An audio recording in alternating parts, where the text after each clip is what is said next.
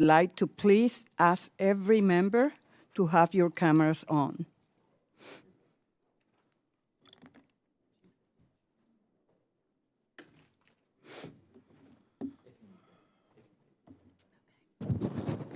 Good morning. A quorum being present, I call this morning's meeting of the Committee on Small Business to order.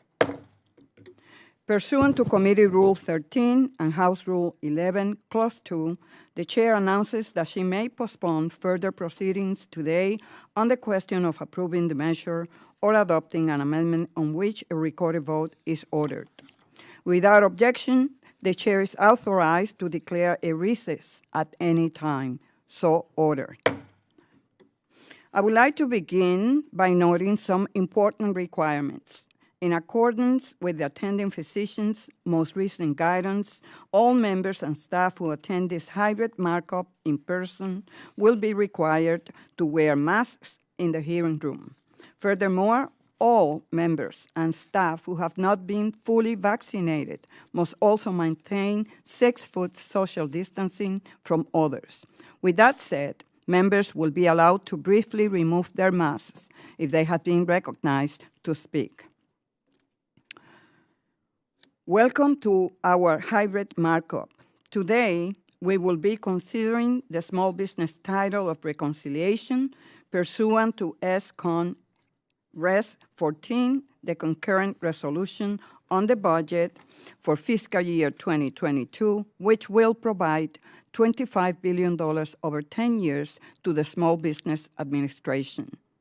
As required by House rules, copies of the committee print have been made available to members and the public at least 20 hours in advance.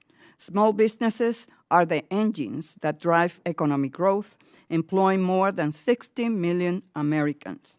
They are also the glue that binds our communities together. They fund local tax bases, create good-paying jobs, and reinvest in our cities and towns. Put simply, when they are successful, our country is successful.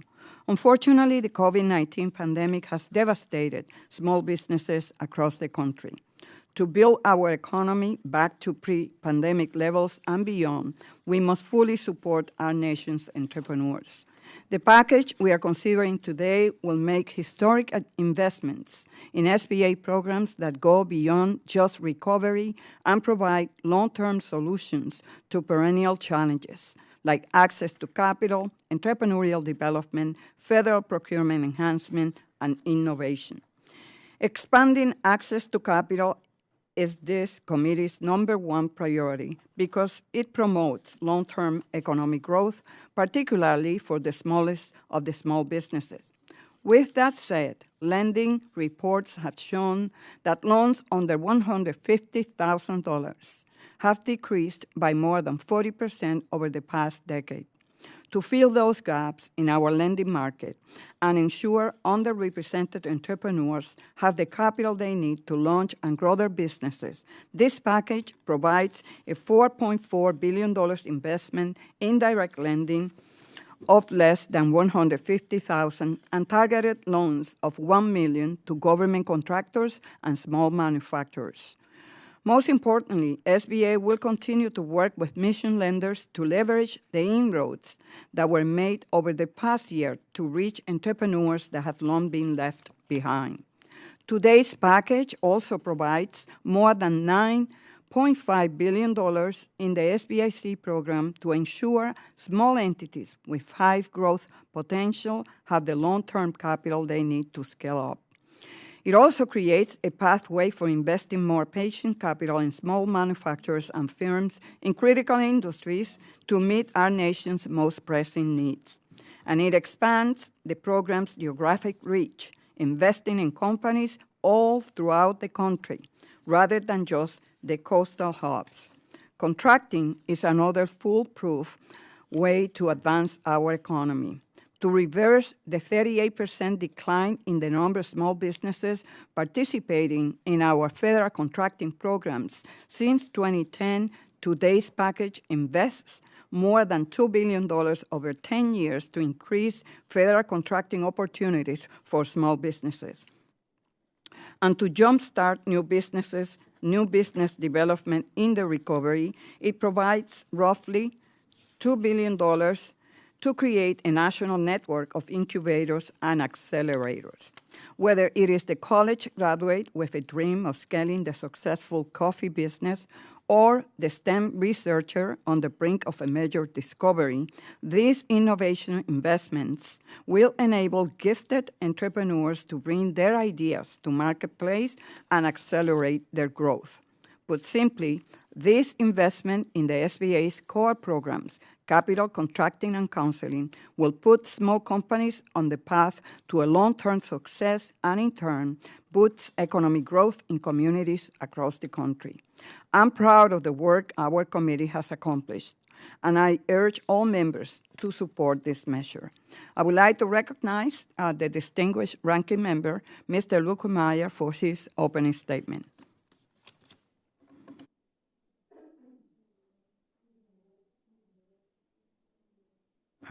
Mr. Luke Meyer, you're muted. Thank you, Madam Chair. It's been one of those mornings this morning. I want to thank everybody for their patience this morning. I'm the reason that everybody is late. For some reason, my computer decided not to be able to hook up with the committee's computer network there. And I want to thank Michael, who worked with us tirelessly for about 45 minutes to get this done. But we are on finally, and look forward to today's hearing. As you know, Madam Chair, our nation's small businesses are working tirelessly to get back on their feet and serve their communities once again. This past year has presented challenges unlike anything we have endured in the past. Now more than ever, it is our duty on this committee to provide much needed relief to these struggling small business owners in the most responsible and efficient way possible. Madam Chair, as you have mentioned time and time again in your opening statements, the Small Business Committee is known on Capitol Hill for working together in a bipartisan manner to achieve real results for Main Street USA. I think we can agree that this was something we could all be proud of. However, over the course of this past year, it has become abundantly clear that the Small Business Committee is no longer a committee of bipartisanship. The Democrats' true colors came to light early on in February's markup as topics of grave importance were drafted without our thoughts or ideas. Even though Republican members proposed common sense amendments, we were entirely blocked from engaging on the legislation. I'm here today to remind our colleagues on the side that there is no bipartisan outreach of any kind in the crafting of this legislation either. No meetings, no phone calls, no Zooms, no conversation with the Senate or White House, nothing at all. Instead, on Tuesday afternoon of a Jewish holiday that's observed by members and staff alike, we were given a 90-page partisan document that we are expected to digest and vote on Thursday morning, less than 48 hours later. I asked my colleagues on this side of the aisle, what is the big rush? Is this the legislative standard you really want to set?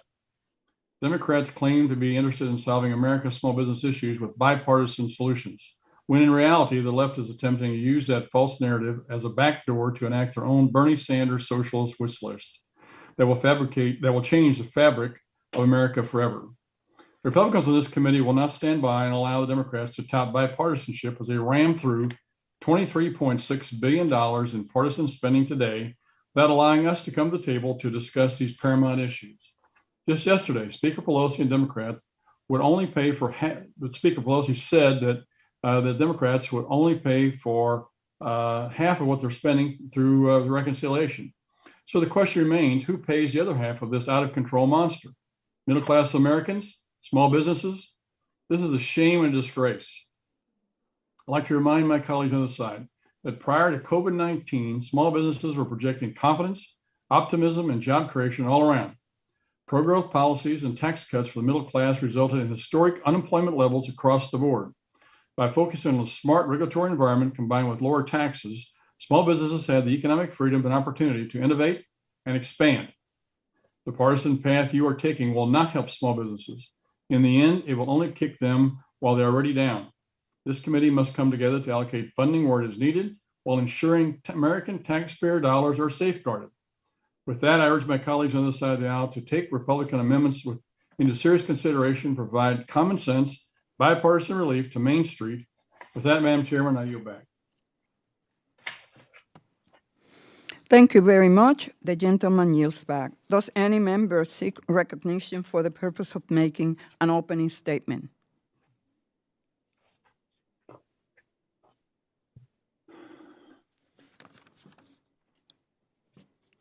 The gentleman from Minnesota is recognized, Mr. Phillips, for 5 minutes. Yes. Thank you, Madam Chair. I move to strike the last word. Okay. The gentleman is recognized. In my office, we have a saying. It is that representation begins with listening, and that's our foremost responsibility as members of Congress. And my constituents, probably like most of my colleagues, have spoken loudly and clearly. Small business owners are still hurting, and too many are struggling to stay afloat. Congress has created numerous relief funds in response to the economic fallout caused by the ongoing COVID-19 pandemic, including the Restaurant Revitalization Fund, the Shuttered Venues and Operators Grant Program, and the Paycheck Protection Program, which collectively saved thousands of businesses and countless jobs. Still, many small businesses were entirely left out or could not access much-needed relief before the funds ran out, and they are now facing additional layoffs or even closure 18 months into this pandemic and now in the face of the Delta variant. As of June 30, 2021, the Small Business Administration received more than 278,000 RRF applications totaling $72 billion in requested funds, far greater than what Congress had allocated. Some women, veteran, and minority-owned restaurants who applied were informed by the SBA that aid was coming only to find out later that they would receive nothing, I repeat, nothing, due to lawsuits filed against the program. Others who applied heard nothing at all, only learning through news reports that money for the RRF had run out. 2 weeks ago, Representative Angie Craig and I met with small business owners in the Twin Cities who are part of the live events industry, which has also been disproportionately impacted by the COVID-19 pandemic. And many wept, literally wept, as they shared their heartbreaking stories of their lifelong dreams and hard-earned savings slowly slipping away as the weeks and months have dragged on. Restaurants and gyms and live entertainment venues, small businesses of all kinds have made it known. They've been left in the cold and they need our help. I applaud the legislation that we're considering today. It's going to help entrepreneurs and small business owners access capital and other vital resources, a priority that I know we all share. Yet while the $25 billion allocated here to support small businesses is a vital and worthy investment, I say that we can and we must do more. That's why I'm pleased to share that with the support of the Speaker and leadership of Chairwoman Velasquez, that the small business committees in the House and Senate will soon begin working on a targeted small business relief package to help those industries who are still in great and sometimes desperate need. Democrats and Republicans alike understand the importance of small businesses to our country. They're the backbone of our economy. We can't allow our nation's Main Street businesses and community gathering places to suffer when we have both the tools and the resources necessary to keep them afloat. Too many lives and livelihoods, not to mention the American economy, depend on the strength of our small businesses. And I look forward to working with my colleagues on both sides of the aisle to craft a relief package that meets the challenges of this moment. With that, Madam Chair, I yield back. Thank you. The gentleman yields back. Does any other member seek recognition for the purpose of making an opening statement?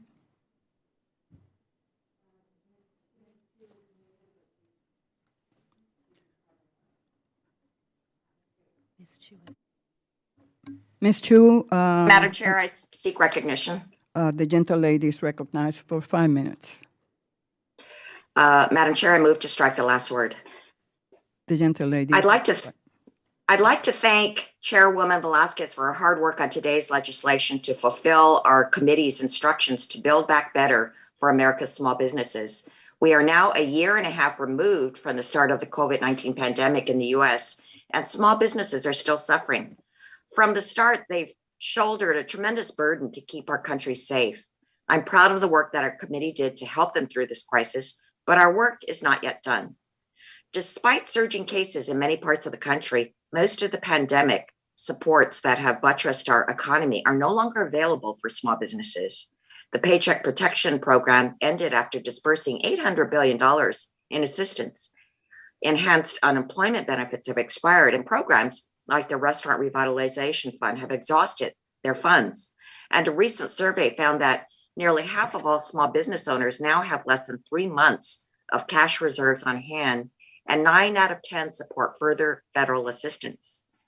This need makes it clear why the Democratic majority and President Biden are acting boldly to pass this Build Back Better bill.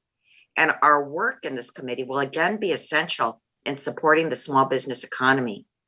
But this time, we are looking past the COVID-19 pandemic and building a stronger, fairer, more durable small business economy that will lay the foundation for long-term growth and success for everyone. This bill touches every corner of the small business economy. It will ensure that more underserved businesses can participate in the robust federal contracting opportunities that will follow from infrastructure investments, including by putting more small firms on a path to becoming prime contractors. It will expand the reach of the Small Business Administration by establishing a national network of small business incubators, growing the state trade expansion program, and creating new offices of Native American affairs, rural affairs, and emerging markets. And it will expand opportunities for capital investments and increase access to government-backed lending. I'm especially proud of the provisions in this legislation to expand access to capital, particularly its investment of $600 million into the Community Advantage, or CA, program. For years, I've worked to enshrine this program, which has operated as a pilot for 10 years, as one of SBA's core lending programs. By providing 10 years of funding for Community Advantage, this bill recognizes the tremendous success of CEA at reaching the underserved businesses that have had the hardest time accessing financing from banks and even the SBA's traditional 7A lending program. And CA is unique because it's administered not by partnering banks, but by nonprofit, mission-oriented lenders. These are the same lenders who stepped up to connect underserved small businesses to the Paycheck Protection Program after they were turned away by the big banks. And because CA lenders provide technical assistance to their clients, this funding will provide the hands-on guidance necessary to help under-resourced businesses grow and find success. Of course, this is just one of the many creative new tools and thoughtful improvements included in this bill. We are also leveraging the Small Business Investment Company program to extend venture capital into underserved markets and improve SBIC diversity. And we are investing billions into a new direct lending model at SBA to allow the agency to provide affordable loans directly to the smallest businesses. This bill will help our small business economy take the next step to move out of crisis management and into fairer, stronger, more durable long-term growth so that we can truly build back better. I support this legislation and I yield back.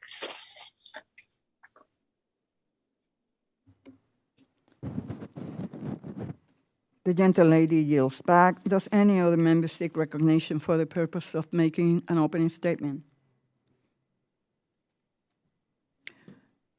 Seeing no other members that wish to be recognized, we will now move to consideration of the committee print providing for reconciliation pursuant to ESCON Res 14, the concurrent resolution on the budget for fiscal year 2022. The clerk will report the committee print. Committee print by the Committee on Small Business providing for reconciliation pursuant to ESCON. Without objection, the first reading of the committee print is dispensed with. Without objection, the committee print shall be considered as read and open for amendment at any point. The chair recognizes herself to offer an amendment in the nature of its substitute. The clerk will report the amendment. Amendment in the nature of a substitute offered by Ms. Without Velasquez. objection, the reading of the amendment is dispensed with. Without objection, the amendment in the nature of a substitute will be considered as original text for the purposes of further amendment. So ordered. I would now like to recognize myself briefly.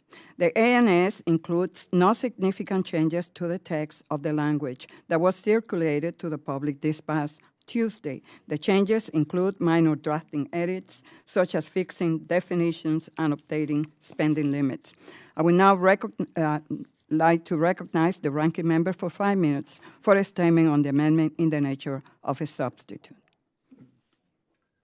Thank you, Madam Chair. I rise in opposition to the legislative provisions you have outlined in your amendment in the nature of substitute. In short, today's budget reconciliation is simply more ill-advised, out-of-control spending on behalf of President Biden and the Democrats. As we have witnessed, the small business economy operates at its best when it is free from the tethers of the federal government. However, the programs that you are creating and amending today, in addition to the accompanied increase in government spending, completely contradict the purpose of small business relief. Committee Republicans have been raising red flags for months. Continued and prolonged direct federal assistance will further perpetuate a failing artificial economy. It is abundantly clear that we must provide small businesses with the tools they need to regain their footing and provide for their communities and employees. As a lead Republican on the House Small Business Committee, I refuse to stand by and let the future of our small business economy become further dependent on Washington. Specifically, this legislation before us today either creates or expands numerous SBA contracting programs without the proper oversight requirements. It is unwise for members of this committee to advance such programs without ensuring that American taxpayer dollars are safeguarded. Unfortunately, this utter lack of oversight expands beyond just contracting provisions. Additionally, the language directs and appropriates federal dollars for services the private sector already provides. The private sector incubators and accelerators are ubiquitous across the country, and the SBA should not be in the business of duplicating or replacing those or these successful private sector initiatives. Not to mention, the proposed funds associated with several of these duplicative programs are astounding. They range from the hundreds of millions to even $1 billion. I repeat, the Democrats are pushing $1 billion in funding that duplicates services the private sector already is successfully providing. Moreover, this same language creates investment programs, working groups, and outreach requirements for programs that are already in place to serve small businesses in their communities. With that, I ask one simple question. Should $2 million from American taxpayers go toward a working group for a program that is already operating well? I think the answer is no. In addition, SBA direct lending in any form must not proceed. We have documented evidence that the SBA cannot properly and efficiently underwrite loans. The SBA's COVID-19 economic injury disaster loan program showed, and continues to show, by the way, that this agency does not provide the proper oversight of taxpayer dollars. When you have a third of the program that looks like it is led to fraudulent dollars being dispersed, we've got a huge problem. Why do you want to empower these people even more? Makes no sense. And lastly, the language extends provisions from the December COVID bill for years into the future. There's no way to know what the small business economy will look like at that point in time. I question this timeline put in place, and so should my colleagues on the other side of the aisle. Overall, I firmly believe that the small businesses drive our nation forward, but we must create an environment for them to do so. Small business prosperity can be achieved, and we can have evidence that it works through pro-growth policies focusing on a smart tax and regulatory environment.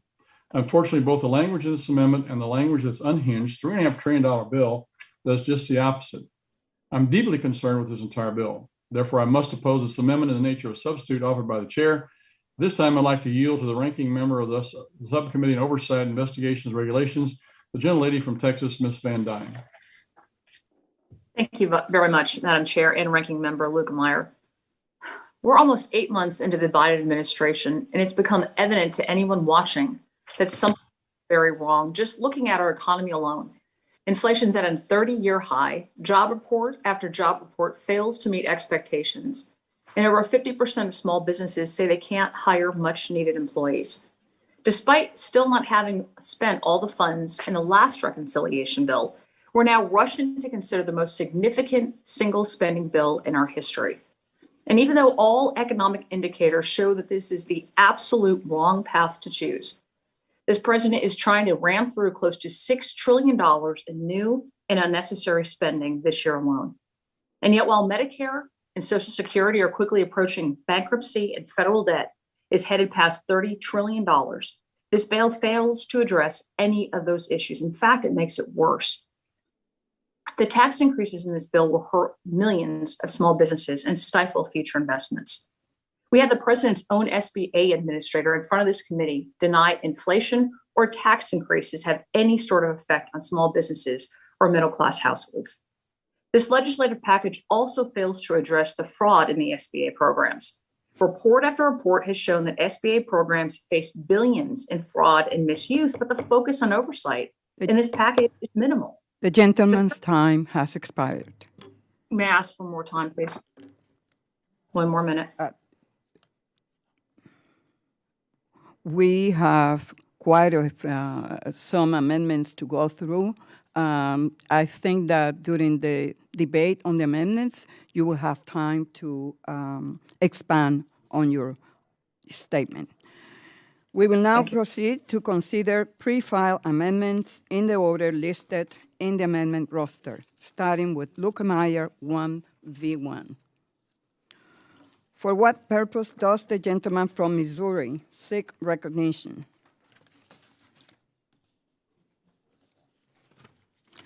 Mr. Meyer, you're muted. Madam Chair, thank you. I have an amendment at the desk. The clerk will report the amendment. Amendment to the amendment in the nature of a substitute to the committee print. Without objection, further reading of the amendment will be dispensed with. The ranking member is recognized for 5 minutes. Thank you, Madam Chair. As I stated earlier, this $3.5 trillion monstrosity is a disaster for our economy and for our small businesses. I firmly believe the nation is better off without this additional reckless spending. As the country's national debt approaches $30 trillion, further spending in the billions must be justified and required. Moreover, the language in this reconciliation markup props up an artificial small business economy that is increasingly reliant on the federal government. Congress must work to create an environment that allows Main Street to prosper and grow independently. I urge my colleagues to support this amendment that will prevent the federal government's encroachment on private sector small businesses. And just want to conclude by saying, at some point we have to realize that these dollars come from someplace. We can't keep printing them. We have, as my colleague, Ms. Van Dyne just said, we've still got money from the COVID bill back in the early part of the year that's not been spent. And yet we're trying to spend another $3.5 trillion that we don't have. And we're going to have to tax people, which is going to slow down the economy and kill small businesses to make this happen. This is insane what is being proposed. It makes no sense whatsoever. It's going to decimate our economy, going to decimate our small businesses. And we are responsible. We are the Small Business Committee that should be looking out for the well-being of our citizens and our small businesses. All of us have just come off last month with our district work periods and our August recess here, going around and talking to small businesses, and they are struggling. They are struggling right now. They need help, but they don't need this kind of help. This kind of help is nonsense. They need the help from the standpoint of letting them alone. We found out what actually works with regards to lower taxes and less regulation. It empowered them. They got an economy going that at a speed that was unbelievable prior to the pandemic. And it can happen again if we just stay out of the way. And Madam Chair, my amendment does just that. It gets government back out of the way and stops this nonsense. With that, I yield back and ask for the support of my amendment. The gentleman yields back. Do other members wish to be recognized on the amendment?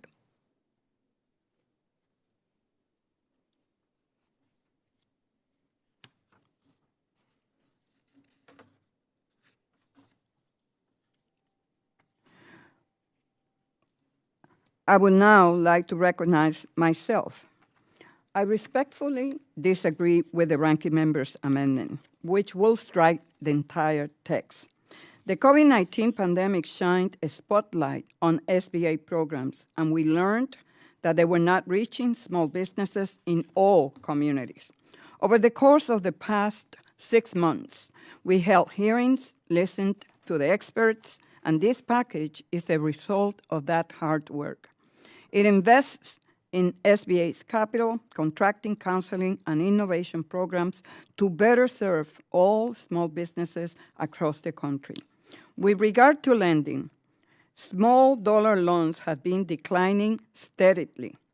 In fact, loans under $150,000 declined by about 44%. I guess that the private market has not been doing a good job, and loans under $50,000 declined by even more. $4.4 billion for the establishment of a direct loan program will go a long way to fill the gaps for the small businesses that have been left behind. Turning to contracting, the federal government is the largest single purchaser of goods and services, with nearly $600 billion in spending each year. Yet, there has been a 38% decline in the number of small businesses that participate in the federal contracting process. This package will provide over $2 billion to deliver intensive training programs for small businesses with the skills and knowledge to enter, operate, and be successful in the federal marketplace. With regard to innovation, the bill strengthens our ecosystem by investing over $2 billion in multiple incubators and accelerators to help startups launch and grow their businesses and in turn create good-paying jobs. To build our economy back to pre-pandemic levels and beyond, we must provide support to our nation's entrepreneurs. Is there any, so therefore, I oppose this amendment. Is there any further debate on the amendment? Yes, Madam Chairman, may I be recognized? Who is that? Would you please identify yourself? Beth Van Dyne, Texas 24. Ms. Van Dyne is recognized. Thank you. Picking up where I had left off, the federal government's role isn't to pick winners or losers, but to allow the greatest opportunity for our citizens to flourish. And I agree wholeheartedly with my colleague from Minnesota. We must do more.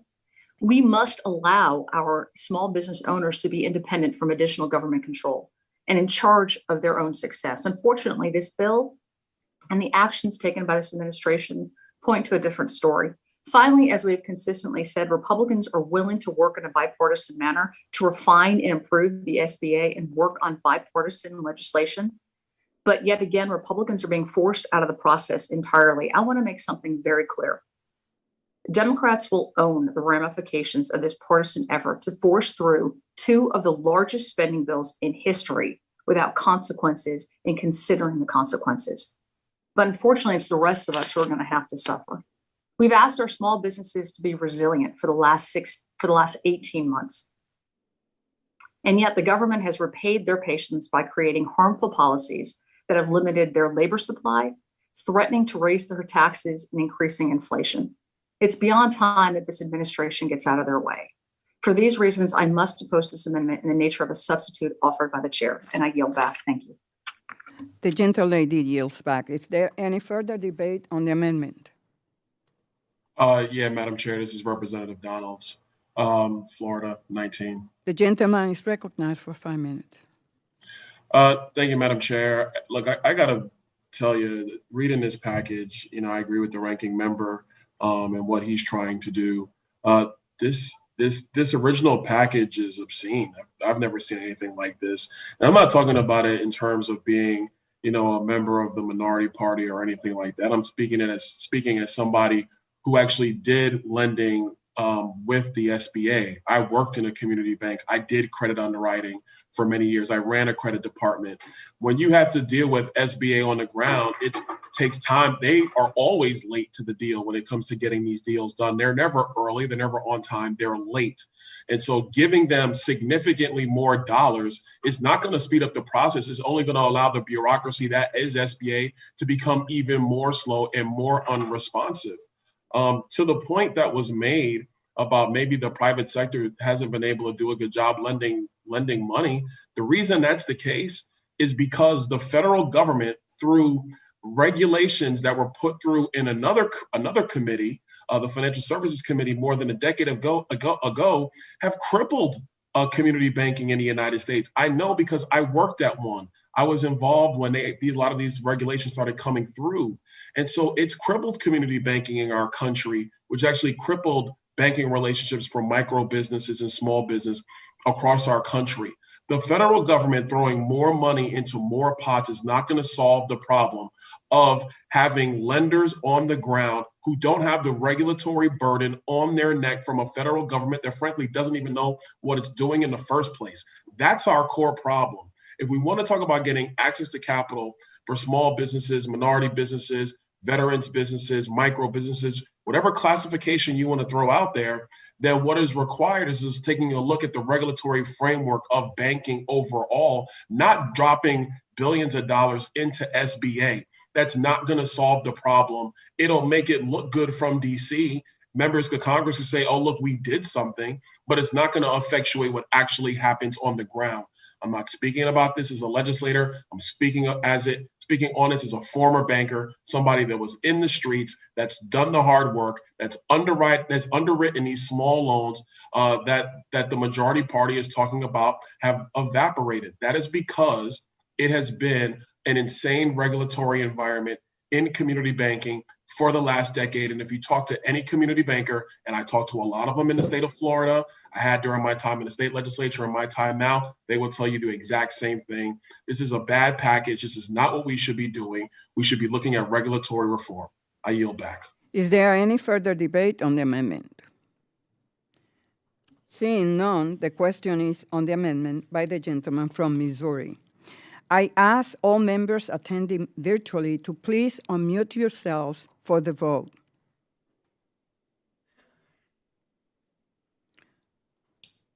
All those in favor say aye.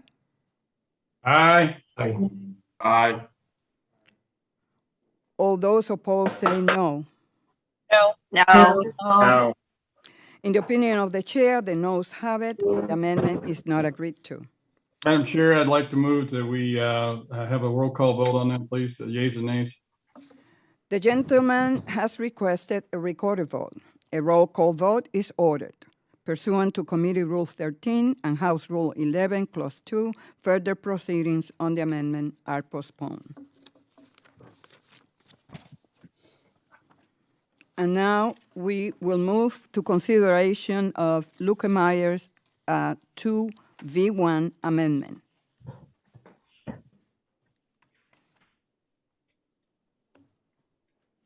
For what purpose does the gentleman from Missouri seek recognition? Madam Chair, I have an amendment at the dais asked to be read. The clerk will report the amendment. Amendment to the amendment in the nature of a Without substitute. objection, further reading of the amendment will be dispensed with. The ranking member is recognized for 5 minutes. Thank you, Madam Chair. Due to the lack of oversight controls and the SBA administrator's inability to administer many of these programs, fraudulent actors have been taking advantage of and abused many COVID-19 relief programs. Reports indicate that some of this funding has been sent overseas to bad actors in foreign nations. This amendment will help us determine if American taxpayer dollars illegally made their way to Afghanistan or individuals associated with the Taliban. The American people deserve to know this information. I think it's very important that we understand where these dollars are going. There are some reports out there that indicate that some of these dollars went to the wrong people and got in the wrong hands. And I think SBA needs to report back to us exactly if this has happened, who got it, when they got it, how they got it. And if not, that's fine. It's just another rumor that we need to put to rest. But I think it's very important that we get to the bottom of this. And I think a report is very apropos. With that, I urge its adoption. Do other members wish to be recognized on the amendment? Madam Chair, I wish to be recognized. The gentleman from Colorado is recognized for 5 minutes. Thank you, Madam Chair, and thank you to Ranking Member Luke Meyer. It's been a real pleasure working with you, and I've appreciated our collaboration and the positive work we've done across the aisle and with the other members as well. I do, however, have to respectfully oppose this amendment. I believe on several fronts. Number one, this amendment is designed, I think, to slow up or to prevent us from moving forward with a package today that's going to be incredibly helpful to small businesses, to America, that's going to resolve numerous issues. And we certainly do not want to have amendments that are going to prevent this larger package from moving forward to address the work that needs to be addressed for the American people and to help us build back and address the crisis that continues, frankly, for so many of our small businesses, and that is timely in that respect as well. Secondly, I share your view of the need for increased transparency and oversight in Afghanistan. As you know, I'm a veteran of that war, and sit on both the Armed Services and the Intelligence Committee, and pay a lot of attention to issues of national security, to issues of the Taliban, and we'll be working with many of you to conduct that oversight in the months and years ahead. But this is not the proper vehicle to do that. We have oversight mechanisms through the OIG.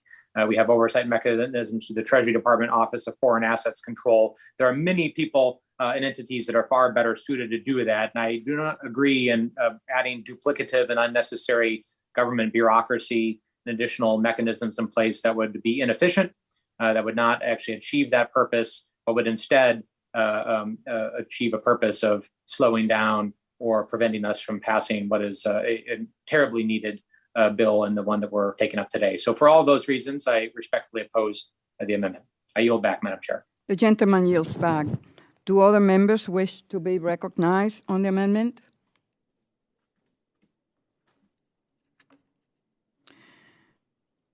I ask that my colleagues oppose this amendment, which tries to derail this process today.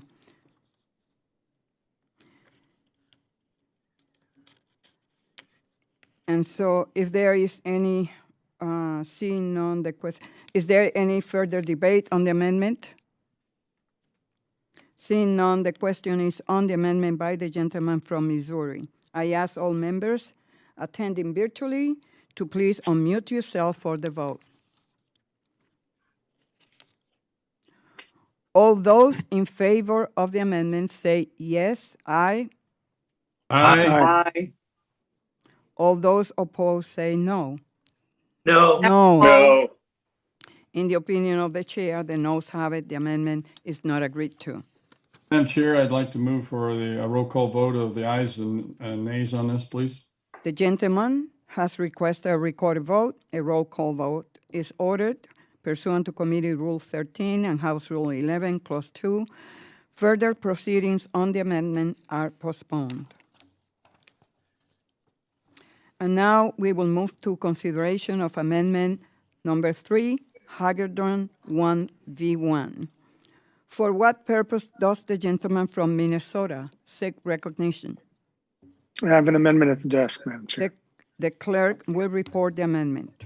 Amendment to the amendment in the nature of a substitute to the committee print offered by Mr. Hagedorn. So, Madam Chair, I'm Without confused. objection, further reading of the amendment will be dispensed. I'm sorry, I got lost a little bit here. The gentleman is recognized for 5 minutes. I have two amendments at the desk. If the clerk could clarify, I think number 1 has to do with Congressional Budget Office. Is that correct? Or is this the one on the executive order? We may have numbered them. And We are considering 1V1. Well, It's your my first understanding. amendment. Could you read? the CBO, amendment? sir. CBO. Okay, Yes. Thank you. I had it right. Madam Chair, thank you for the opportunity. I have an amendment here. We want to talk about the step up in basis issue that the administration and the committee and others in Congress are pushing. What our amendment would do is to have the Congressional Budget Office take a look at the proposal that's in the overall bill that would change some of these tax implications. Stepped up in basis has to do with the new death tax, for that matter, and capital gains that people would pay upon the death of somebody who's trying to transfer, in this case, a small business along to someone in their family. Very concerned that this will have an adverse effect on small businesses. And if the Congressional Budget Office were to come back with that finding, then the spending in the bill would be rescinded for all intents and purposes. My purpose behind that is that if we're going to put something so draconian in play that we're going to actually hurt small businesses, and we are the Small Business Committee, then we should start at square one. We should start over and look at this. This is a proposal that's out there that's been done before. Senator Max Baucus, who was chair of the Finance Committee for many years, he talks about how this was implemented back in the 70s and then again in 2010, and basically establishing this form of death tax. And it was so draconian that they had to go back and repeal it very quickly because it was devastating small businesses and farms. I don't think too many members, if they get out and talk to small businesses or some of the small business groups, have to go too far before they find people to say that this proposal of eliminating the stepped up in basis would just be devastating to small businesses, to our family farmers and others trying to carry on the business and the farms into the future from generation to generation.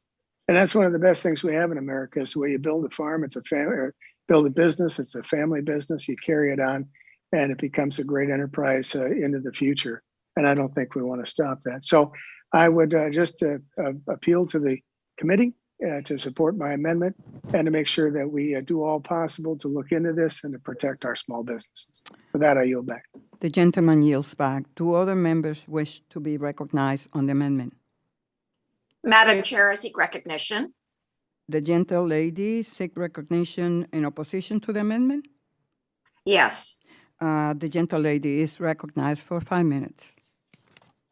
I rise in strong opposition to this amendment.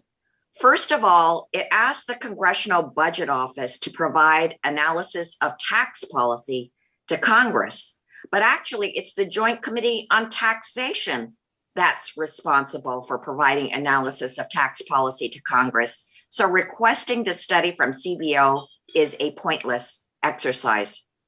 Additionally, any changes to step up in basis would be within the exclusive purview of the Ways and Means Committee. Any amendment to constrain or eliminate funding in our committee's jurisdiction based on what another committee may or may not do is a foolish concession of our committee's responsibilities to help small businesses. For these reasons, I oppose this amendment and I urge my colleagues to do the same. The gentle lady yields back. Do any other member seek recognition on the amendment? Madam Chair, Congressman Luke Meyer seeks recognition. Move to strike last word. The gentleman is recognized for 5 minutes. Thank you. I certainly support the gentleman from Minnesota's amendment. I think he's ensuring that spending that is contained in this reconciliation package does not hurt small businesses. And I did beg to differ with the gentlelady from California who thinks that this is only something in the purview of other committees. This is a small business committee. For us to look at studies or require studies that look at the effects of other things with regard to small business, we're not making any sort of change here. What we're doing are in change in law. We're looking for a study to see once what the effects of this is on small businesses, which is well within our purview. If we see that it is hurting it, then we can go on and ask the Ways and Means Committee or whoever to kick it out. But that is something we can use our study with to make our point. This is the purpose of this, to look at the reason for this second death tax, if you will, being implemented by the administration in this monstrosity of a bill here. All this is going to do is speed up consolidation of small businesses and farms. I've had a farmer come up to me and say, look, Congressman, I bought my farm 40 years ago for $300 an acre. Now it's worth $6,000 an acre. If I die after this goes into effect, my family can't afford to keep the farm. I lose it. My family loses it. And the same thing with small businesses. There's many small businesses and owners come up to me during this period here and beg not to allow this thing to happen. This is a disaster. And for CBO, which is the Congressional Budget Office, which looks at all of the information with regards to these bills, to do a study is quite appropriate, I think, especially when we requested as a small business committee. So I certainly support Mr. Hagedorn's amendment. I think it's very timely, very appropriate. And with that, I yield back. The gentleman yields back. Do other members wish to be recognized on the amendment? Well, I will recognize myself briefly. As the gentle lady from California has indicated, this amendment does not take the ideal course of action. And I, as well, will be happy to work with my colleagues to request a report from the Joint Committee on Taxation. With that, I ask my colleagues to oppose this amendment. The question is on the amendment by the gentleman from Minnesota. I ask all members attending virtually to please unmute yourself for the vote. All those in favor say aye. Aye. Aye. All those opposed say no. No. No. In the opinion of the chair, the noes have it. The amendment is not agreed to. Madam Chair, I ask for the yeas and nays. The gentleman has requested a recorded vote. A roll call vote is ordered pursuant to Committee Rule 13 and House Rule 11, Clause 2. Further proceedings on the amendment are postponed. Amendment consideration number 4, Mr. Hagedorn, 2V1. For what purpose does the gentleman from Minnesota seek recognition? I have an amendment at the desk. The clerk will Yes. report the amendment. Amendment to the amendment in the Without nature. objection, further reading of the amendment will be dispensed with. The gentleman is recognized for 5 minutes. Thank you, Madam Chair. I appreciate that. Members of the committee, this amendment was simply make sure that the Small Business Administration cannot utilize funds moving into the future to implement President Biden's executive order number 13985 on equity. And I think we all want equality out of SBA. We want to make sure everybody's treated the same. But as far as President Biden's executive order on equity, we still don't know exactly what that means. Going on about 90 days ago, I wrote the Small Business Administrator, Ms. Guzman, and said, could you explain to me how you're going to reorient SBA programs in order to conform with this Biden administration executive order on equity? Still nothing back. So we don't even have an understanding from the SBA as to what they're looking at doing, let alone how they would expend the funds. We've had a little bit of a taste of what equity means in SBA programs recently with the debacle, I guess you'd say, of the Restaurant Revitalization Fund and the way that was rolled out. The administration and the Democrats in Congress put together a system by which we would have a priority list that would be funded first, and then we would have a group of people that would be funded later. The priority list included, for all intents and purposes, everybody who was not a white male restaurant or bar owner. What happened is the priority list filled up. The money was, for all intents and purposes, expended. There was no money left. $60 billion is needed still to fund the program and to fulfill the needs of those other restaurant owners. That's not fair. That's not equal. I don't know how that's not discriminatory. And I asked the administrator herself during one of our hearings, could you explain how that's not really racist or discriminatory? She had no answer. So I think until we have some more understanding of what SBA would like to do with these programs, what their policies are going to be, I don't think we should be funding them.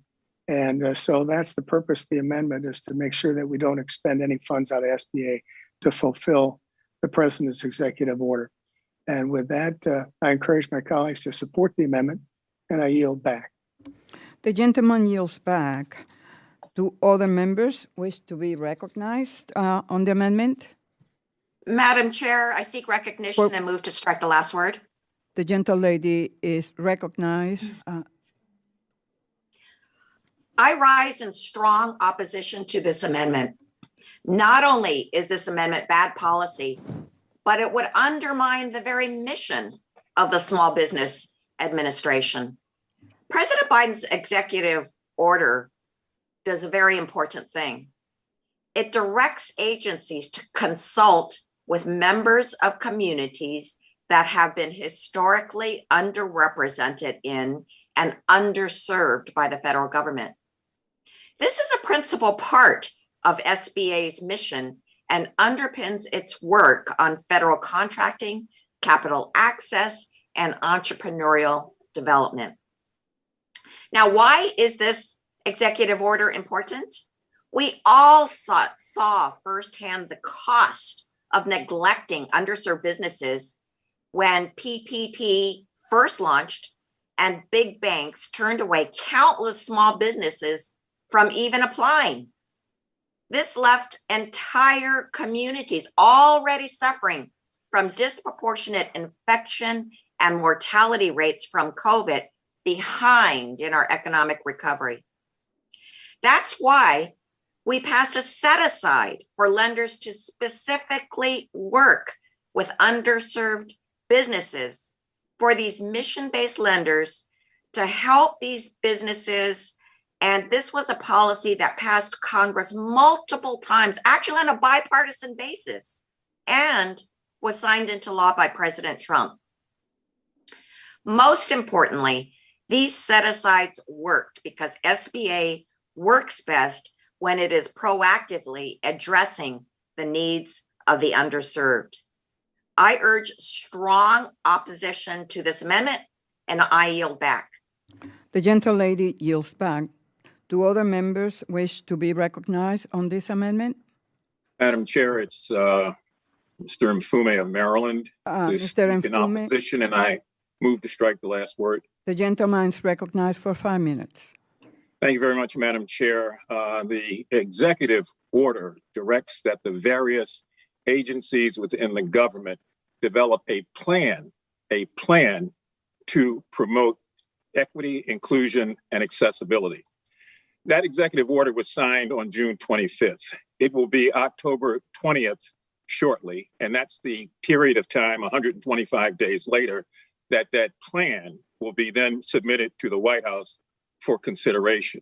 So we are getting into the weeds in terms of presidential authority and policy by trying to get in front of an executive order that has a conclusion date for a plan to be considered, which we have not yet met because we're still in September.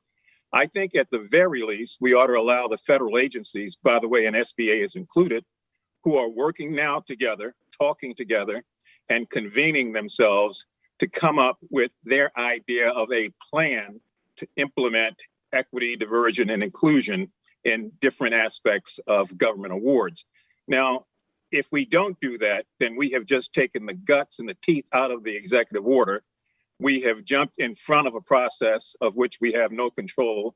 We have subverted the work that's already taken place and is still taking place by government agencies. And at the end of the day, we still would not have done anything meaningful in this regard, except to slow a process that's already underway.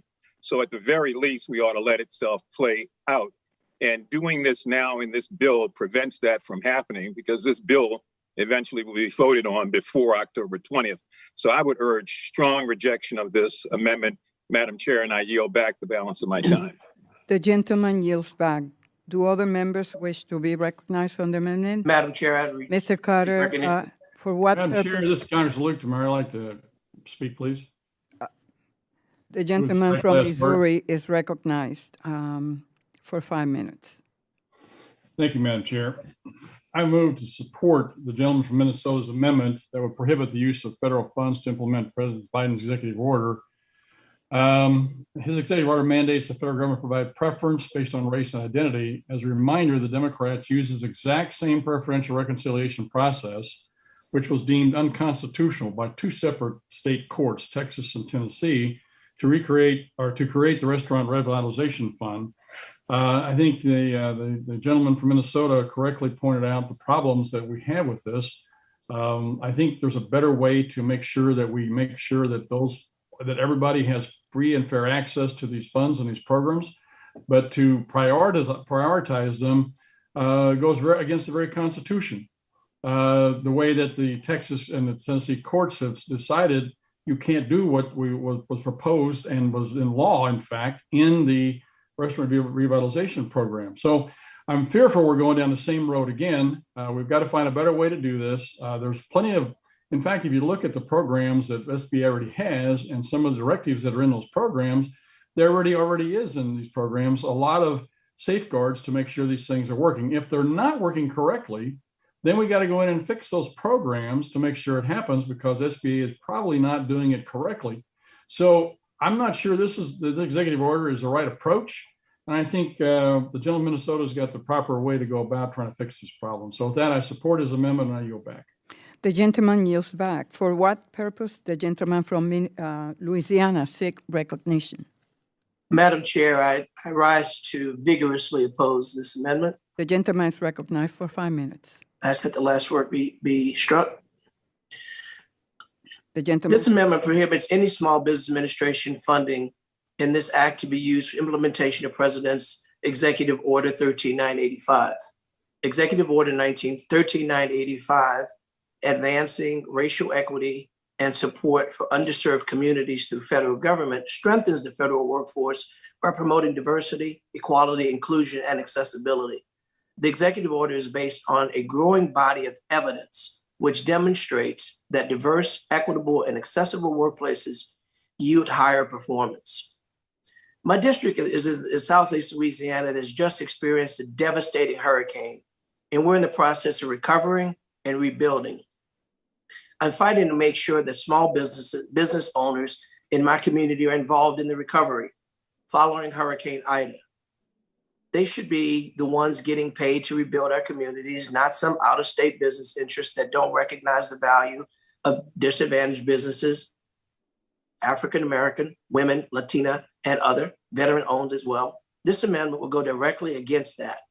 It would make it harder for our local businesses to get involved and would keep up the history of small firms who do the actual work, but get pennies on the dollar while oftentimes being offered nearly a small percentage of what it's due to close out the account because they've waited 90, 120 or so many days before being paid. Small businesses simply cannot operate this way.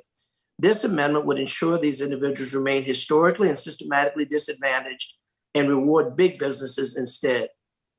When your community is going through a tough disaster, local small businesses should be the ones that we're able to use to help in the recovery, not just big businesses. The need to recognize and support our minority and small business enterprise is always great, but it is especially important in the aftermath of a disaster. The administration recognizes that, and this executive order is a step in the right direction to recognize the tremendous value that small businesses bring to our community. We watched the PPP dollars as they came in and went out. Small businesses had to compete with large businesses. By and large businesses in most cases have accountants, lawyers, consultants to navigate the system and to advance while the dollars are available. In many cases, small businesses, by the time they got themselves acclimated and prepared to apply, all the resources were gone. Let's stand firm and send a message to the American small business owner that we hear you and we're here to support you in every possible way. Madam Chair, I yield back. The gentleman yields back. Do other members wish to be recognized on the amendment? I will recognize myself briefly. Echoing Ms. Chu's comments, I ask that my colleagues oppose this poison pill amendment. The question is on the amendment by the gentleman from Minnesota. I ask all members attending virtually to please unmute yourselves for the vote. All those in favor say aye. Aye. Aye. All those opposed say no. No. No. In the opinion of the chair, the noes have it. The amendment is not agreed to. Madam Chair, I ask for the yeas and nays. The gentleman has requested a recorded vote. A roll call vote is ordered pursuant to Committee Rule 13 and House Rule 11, Clause 2. Further proceedings on the amendment are postponed. And now we will consider Amendment Number 5, Stover 1V1. For what purpose the gentleman from Minnesota seek recognition? Madam Chair, I have an amendment at the desk, please. The clerk will report the amendment. Amendment to the amendment and the nature. Without objection, further reading of the amendment will be dispensed with. The gentleman is recognized for 5 minutes. Thank you, Madam Chair. In the summer of 2020, civil unrest plagued cities across this nation, and our small businesses paid the price. Small businesses were looted, damaged, burned to the ground, and destroyed that summer, and the leaders in Washington, the media, and some members of this very chamber encouraged it. And how did our local governments respond? How did they decide to rebuild their communities to help their small businesses in their time of need? They decided to defund the police. They reduced budgets. forced officers into early retirement, and chilled recruitment. They removed any protections the small businesses had left, all while hiring private security for themselves. The local governments in big cities across this nation abandoned small businesses. It's plain and simple. Today, our local communities are still suffering. Crime is at an all-time high. Deaths and assaults on our law enforcement men and women are off the charts. The families who have tried to rebuild from the damage and destruction done to their businesses are still struggling.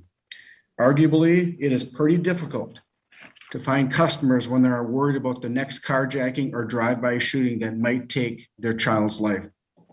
My amendment will require the Small Business Administration to create a report on the number of small businesses which were looted in the summer of 2020. It will require the SBA to note how many of these small businesses are in communities where that local government has decided to move protections for their community members and small businesses by defunding the police and leaving those communities less safe. It will also require the SBA to report on the status of recovery for those small businesses looted, burned, damaged. And I bet what we'll find is that many small businesses are still struggling to survive in those areas. That is if they've made it already thus far. It is high time that we understand the real effects of the defund the police movement, and I encourage adoption to my amendment, and I yield back. The gentleman yields back. Do other members wish to be recognized on the amendment?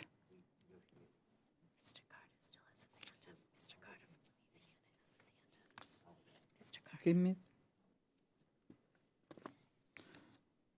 The gentleman from Louisiana is seeking recognition.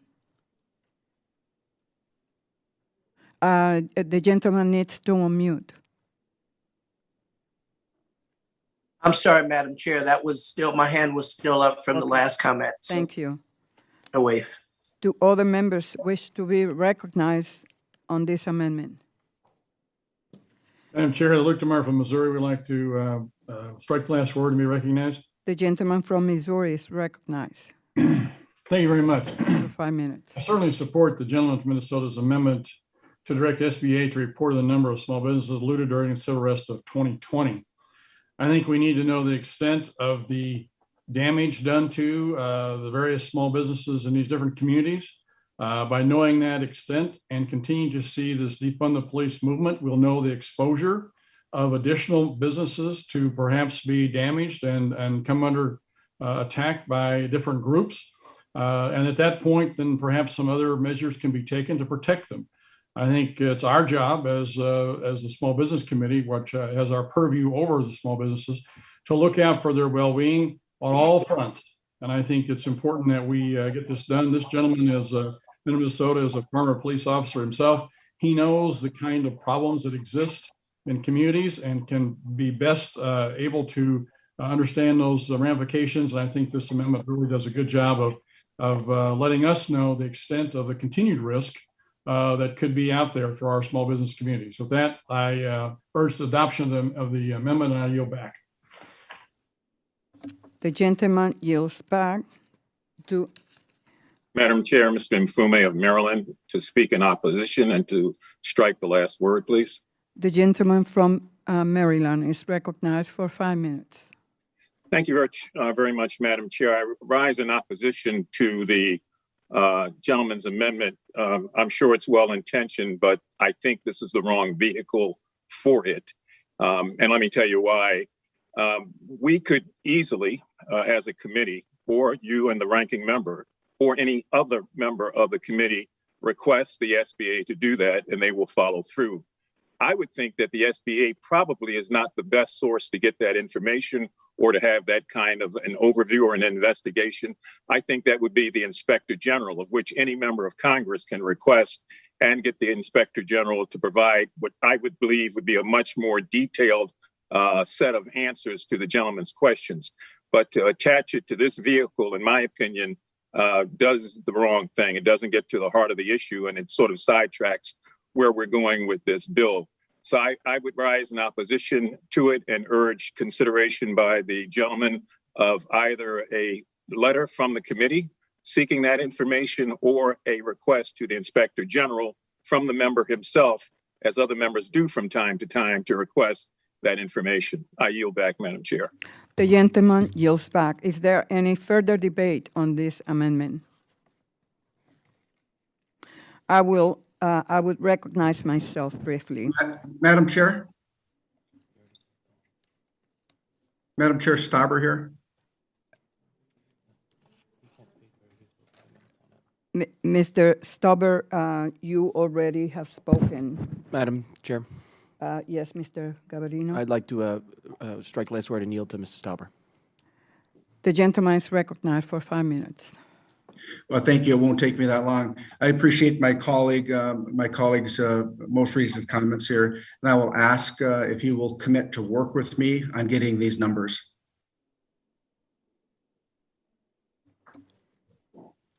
My colleague from Maryland, who just spoke. Oh, absolutely. Absolutely. But again, I want to point out, if I might, Madam Chair, the fact that the ranking member and the chair of the committee writing on behalf of the full committee would probably get a quicker response than you or I individually. But if you just want to do that, I'll be more than happy to do it to the extent that I have the ability to also shape the request. Thank you. And Madam Chair, I yield back. The gentleman yields back. Is there any further debate on the amendment? I will briefly recognize myself.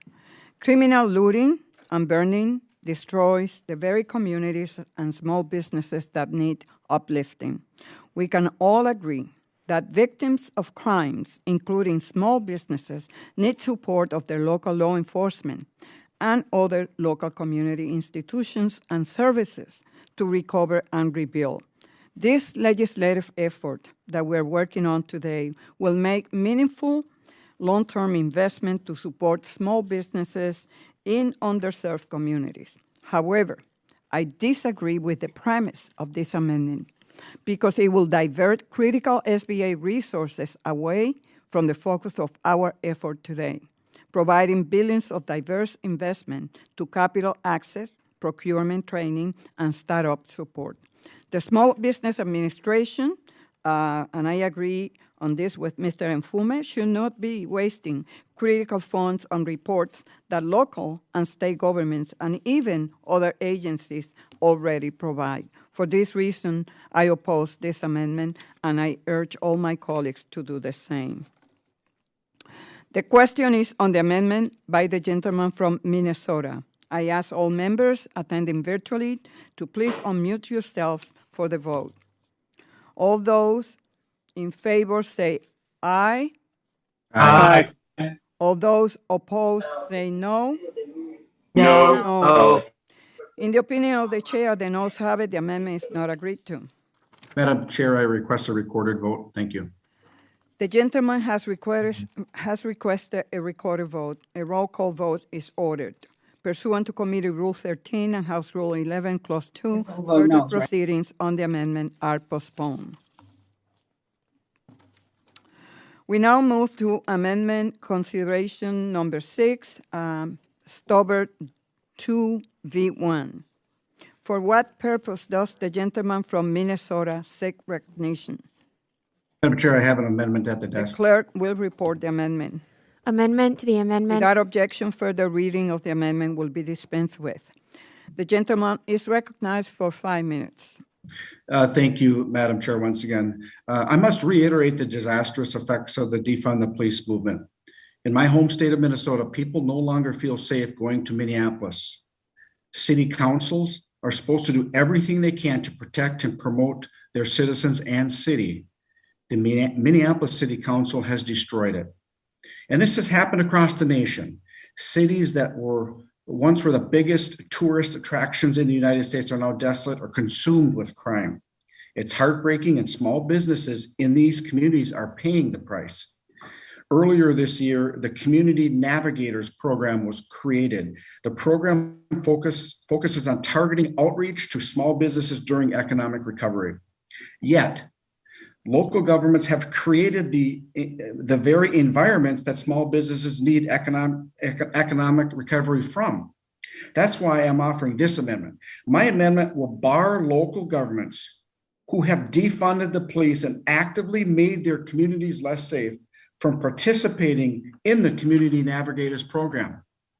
However, it will in no way, and I repeat, it will in no way bar families and businesses in these communities from participating in this program. Small businesses deserve to have community navigators like the many small business resource partners that are doing everything they can to help their communities succeed, not lead to their demise. And I encourage adoption of my amendment. Madam Chair, I yield back.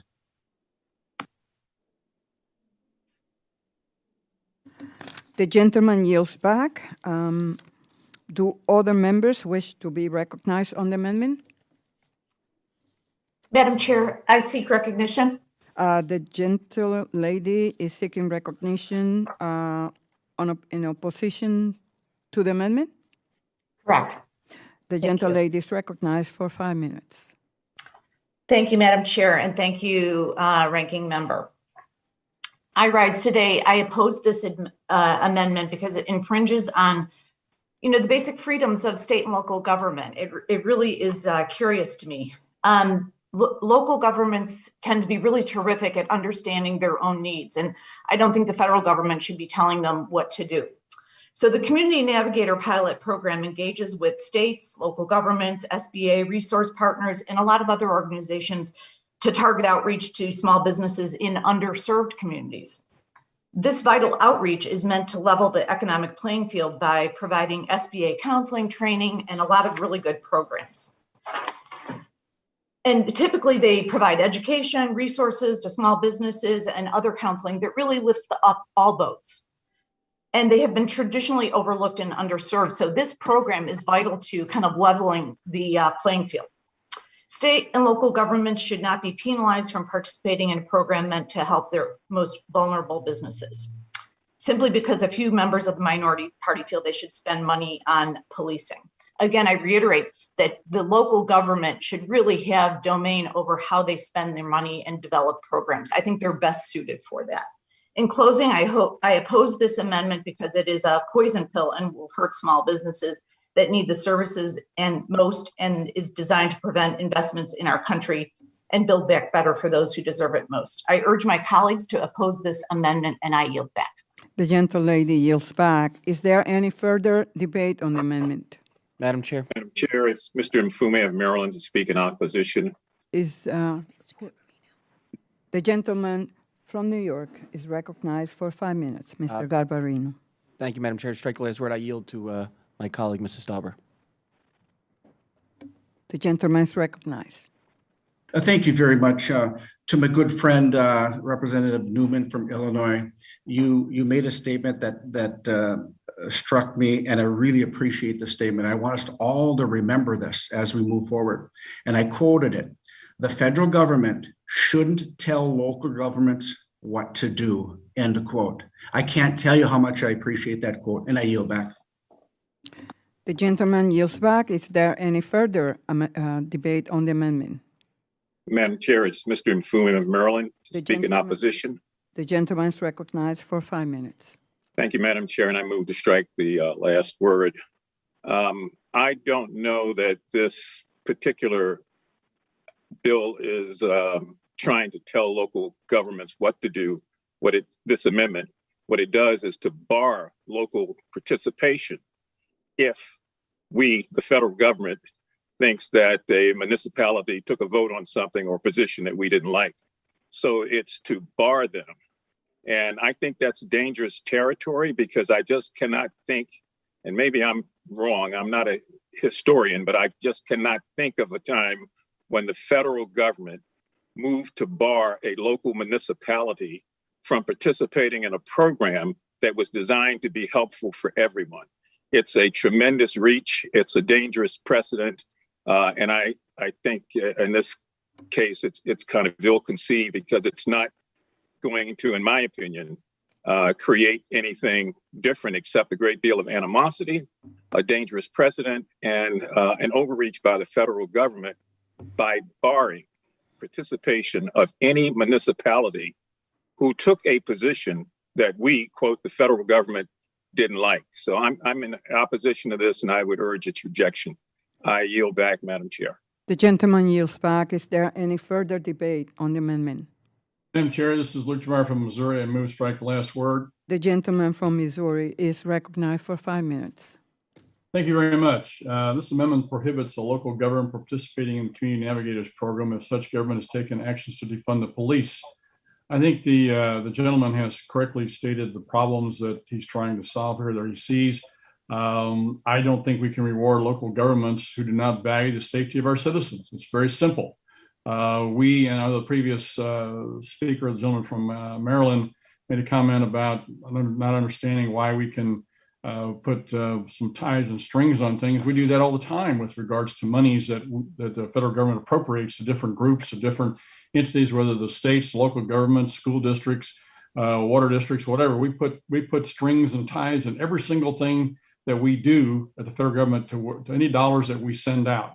Number one, for accountability, to make sure people behave appropriately, make sure those entities use the dollars in a correct manner, to make sure they're going to actually where they're going to go. And we audit those dollars, or supposed to be auditing those dollars, to make sure that happens.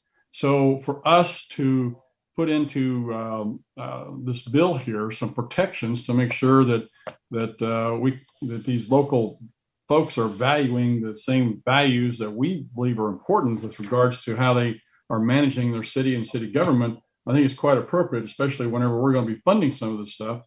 So I certainly support the gentleman's amendment and move for its adoption. With that, I yield back. The gentleman yields back. Is there any further debate on the amendment? Madam Chair?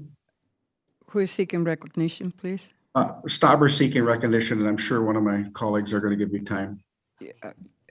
The gentleman had already spoken. See you tomorrow. See you, Jeffrey. Madam Chair, I yield time to my colleague. Who is seeking recognition, please? Madam Chair, this is Representative Muser from PA 9. Mr. Muser, you're recognized for 5 minutes. Thank you, Madam Chair. I will yield my time to Mr. Stauber. The gentleman is recognized for 5 minutes. Thank you very much. I do want to reply to my good friend from Maryland. I will give you 4 instances where the federal government held federal highway funds from state and local projects to reduce the breath alcohol from 0.10 to 0.08. And that's just one that the federal government has put forward for safety measures. And I yield back. The gentleman yields back. Is there any further debate on the amendment? Madam Chair, I seek recognition. I know I've already spoken, so if one of my colleagues should seek to yield time, I would gladly accept it. Madam Chair, I yield time to Mr. Who is Nfume. seeking recognition, please? Mr. Carter, the gentleman is recognized Yes, for 5 Madam minutes. Chair, I would like to relinquish my time to The Mr. gentleman Nfume. yields time to Mr. Nfume from Maryland. Thank you, Madam Chair. And if someone who's got a mic open could close it or mute it, that would be good. What we are talking about here was what came out of my colleague's mouth and not mine, and was, quote, if their values are not our values, then we have a right to do this. Values get to be subjective after a while. It depends on where you live, how you grew up, what you believe in, what you worship, what you don't. So it's a dangerous road to say if their values are not our values, then we have every right to bar them from participating in a program that we set up to be helpful to everybody. And I can't stress enough that values ought not be the test here, because tomorrow it's somebody else's values. Or if the shoe is on the other foot, then it's their values against ours. I think it's punitive. I think it's extremely subjective.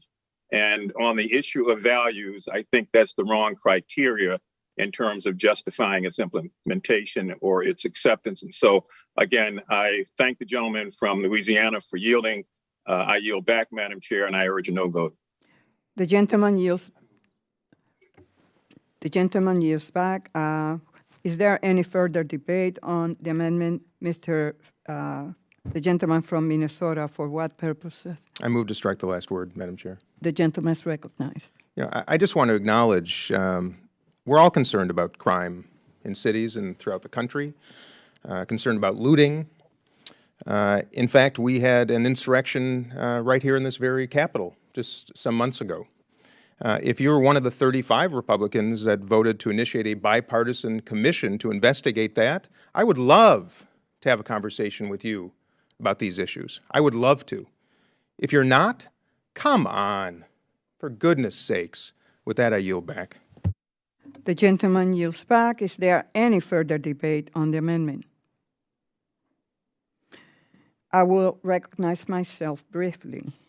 As Ms. Newman stated, I urge my colleagues to oppose this poison pill amendment. The question now is on the amendment by the gentleman from Minnesota. I ask all members attending virtually to please unmute yourselves for the vote. All those in favor say aye. Aye. Aye. Aye. Aye. All those opposed say no. No. No. In the opinion of the chair, the noes have it. The amendment is not agreed to. Madam Chair, I request a recorded vote. The gentleman has requested a recorded vote.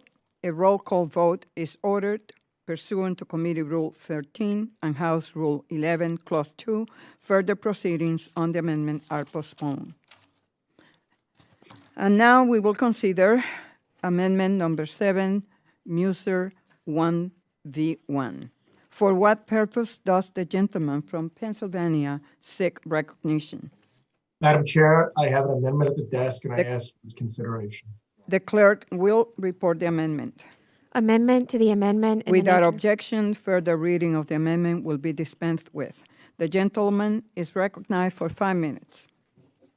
Yes, Madam Chair, we're working on something here that's quite serious, right? The idea of expanding our size of our government spending, our national debt by $3.5 trillion plus. More than 15% of our overall debt in just one big swoop of excessive spending that nearly 50% plus of the U.S. House of Representatives thinks is absolutely not necessary, as well as a reflection of the American people.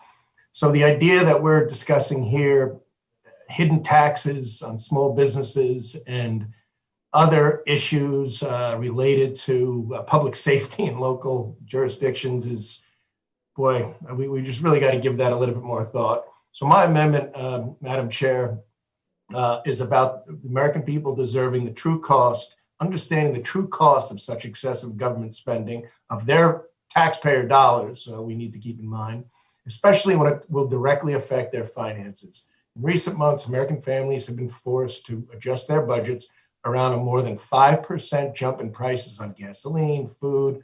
We all know the products that have increased, inflation that hasn't been seen since the 70s, which was a result of the last excessive spending package, which wasn't all unnecessary, but even Democrat economists said about 3 times too much, that being the so-called rescue package.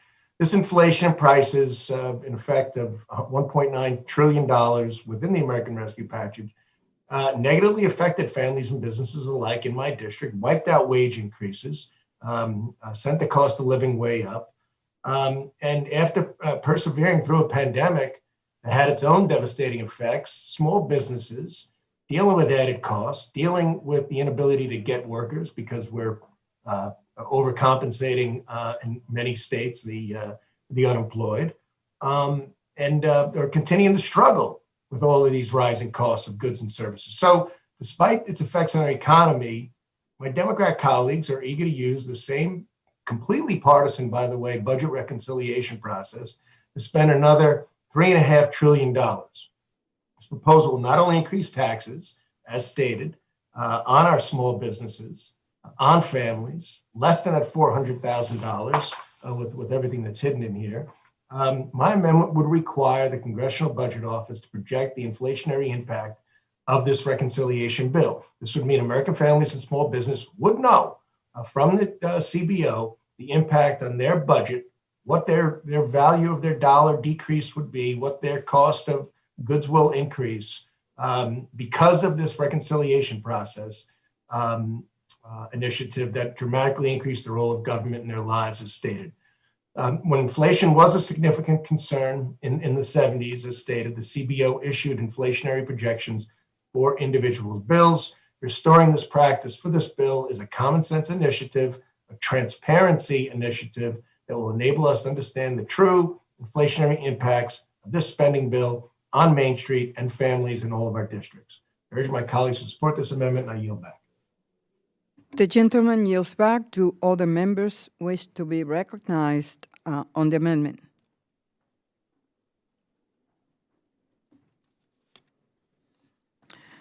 I will recognize Senator Luke Meyer.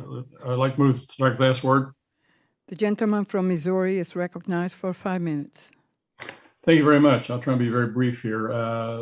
This is, I think, an extremely important amendment from the standpoint that we need to know the effects of this bill, this $3.5 trillion bill, inflationary effects on our small businesses and our families. If you'll remember, inflation, quite frankly, is taxation. So you get something for nothing. You pay a bill for nothing here. You get nothing back in the inflationary cost of things. If you remember back when we were getting ready to pass the $1.9 trillion bill back, I think it was in February, they said at that time that we still had $1 trillion left from the previous bills that was unspent. CBO said that if nothing happened, if we did not pass this bill, we'd have 5% increase in our GDP by the end of the year, and it was unnecessary. CBO said that.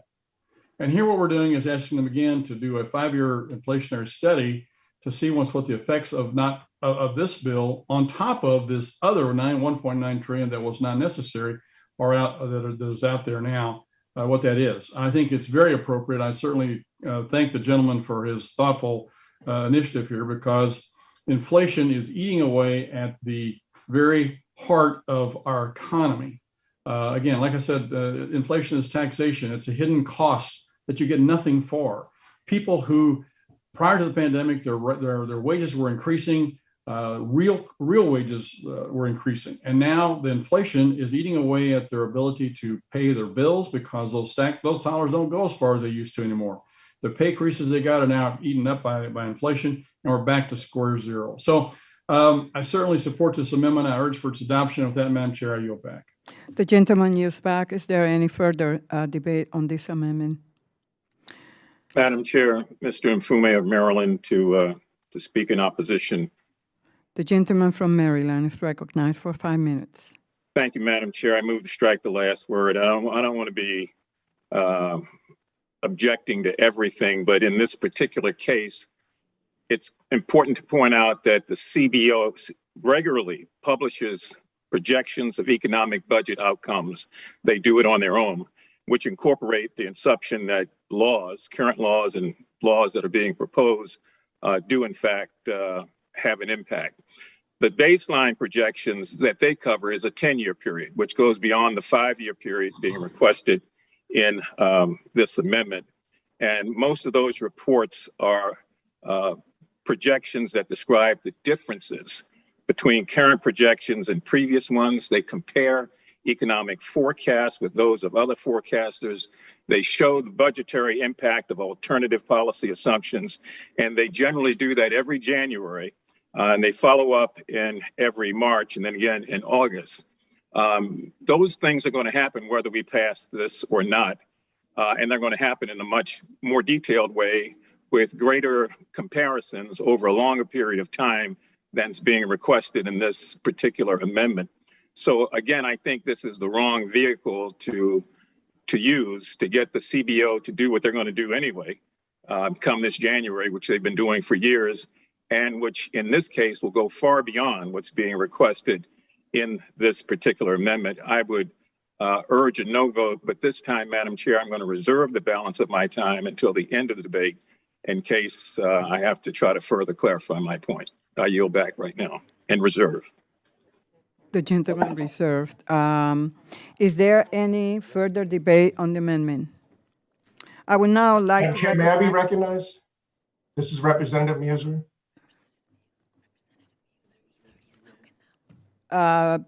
Mr. Muser, I believe that you have already spoken on this amendment. Madam Chair, Yes. may I be recognized? Mr. Gabarino, for what purpose are you I'd like seeking recognition? to strike the last word and yield to my colleague, Mr. Muser. The gentleman is recognized for 5 minutes. The gentleman from Pennsylvania is recognized. Thank you, Madam Chair, and I thank my colleague, Representative Garbarino.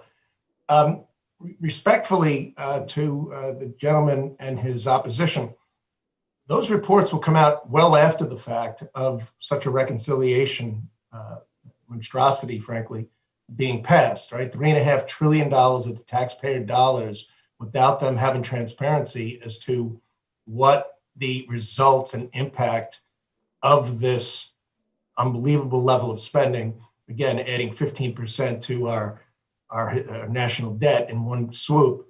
So I would think for the benefit of transparency and truth for what this bill will mean to those that we are passing it for, those who we work for as elected representatives, such information would be important as to whether or not they would be supportive or have further questions of their representatives.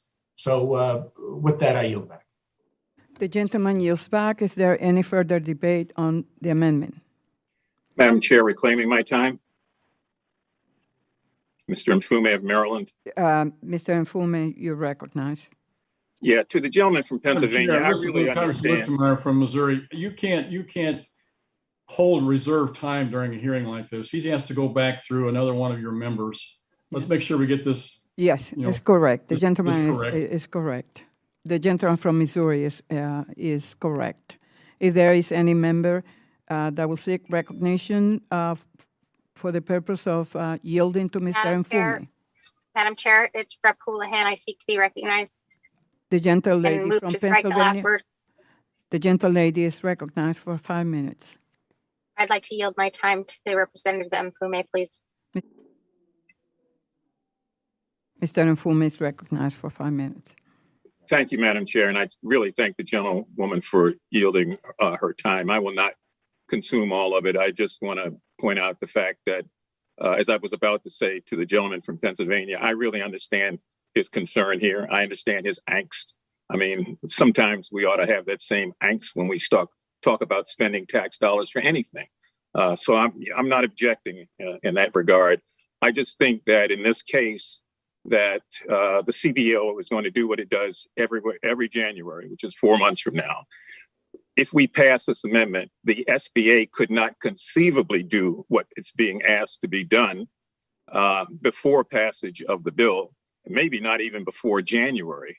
So it strikes me as an effort that may have good intentions, but will not yield the results that are being sought. And again, I think it confuses the efforts of what we're doing here by interjecting something that may be well-intentioned, but unable to reach its conclusion and provide the information before these matters are voted on, or even before January when the CBO will do what it does every year, which, again, as I said before, is even more extensive in terms of what is being asked for in this amendment. So I thank the gentlewoman for yielding. I yield back, Madam Chair. I urge a no vote. Ms. Houlihan yields back. Yes, Madam Chair, I yield the balance of my time. Thank you. Is there any further debate on the amendment? I would now like to recognize myself on the amendment. I certainly share the concerns of my colleague, Mr. Muser, about the impact of inflation of our small businesses. Over the past year and a half, many of the supply chains our small businesses have formed and depended on were disrupted by the pandemic. And many small business owners have been left to find new suppliers at higher prices. Fortunately, the Biden administration is already taking steps to mitigate price increases, like taking action against the meat packing industry for illegal price fixing, which is increasing ingredient prices for restaurants across the country. Furthermore, other legislation introduced this Congress will work to strengthen our supply chains and make them more resilient, such as the bipartisan infrastructure package passed by the House, which makes investment in domestic manufacturing, roads and bridges, airports, and seaports. This is a poison pill amendment designed to undermine our efforts to provide billions of dollars in small business assistance to support the long-term growth of entrepreneurs. Therefore, I must oppose this amendment, and I urge my colleagues to vote no. The question is on the amendment by the gentleman from Pennsylvania. I ask all members attending virtually to please unmute yourself for the vote. All those in favor say aye. Aye. Aye. All those opposed say no. No. No. In the opinion of the chair, the noes have it. The amendment is not agreed to. Madam Chair, I request a recorded vote, please. The gentleman has requested a recorded vote. A roll call is ordered pursuant to Committee Rule 13 and House Rule 11, Clause 2. Further proceedings on the amendment are postponed. And now we will consider amendment number 8, Mr. Muser, 2V1. For what purpose does the gentleman from Pennsylvania seek recognition? Madam Chair, I have an amendment at the desk and I ask for its consideration. The clerk will report the amendment. Amendment to the amendment in the nature of a substitute. Without objection, further reading of the amendment will be dispensed with. The gentleman is recognized for 5 minutes. Thank you, Madam Chair. As we've all unfortunately witnessed in recent weeks, the Biden administration's handling of our withdrawal from Afghanistan resulted in truly an unmitigated disaster. The Taliban have taken over the country by force, reaching the capital in a matter of days, forcing the U.S. and our allies to evacuate, along with leaving Americans behind. We left quite a bit of equipment as well and military hardware. Not only have Americans been harmed and stranded in this debacle, but the level of cost for this equipment is extraordinarily high and somewhat unknown. We're spending a lot of time estimating its cost.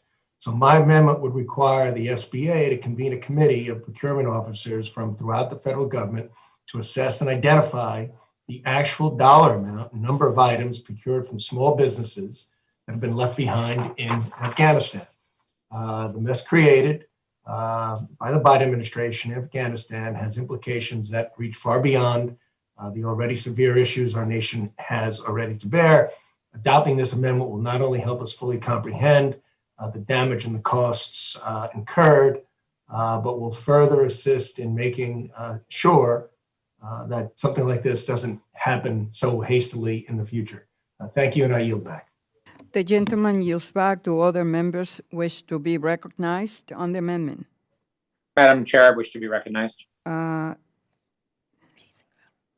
gentleman from Colorado, Mr. Scroll, is recognized for 5 minutes. Yeah, thank you, Madam Chair, and thank you to Mr. Muser for recommending this amendment. I actually agree with the spirit and the content of this amendment. And in fact, as a veteran of this war and as somebody who has led in Congress on issues of Afghan oversight and review over the last couple of years, including my amendment in 2020 with Ms. Cheney to put some oversight in place, I actually don't think this is the right vehicle to do it.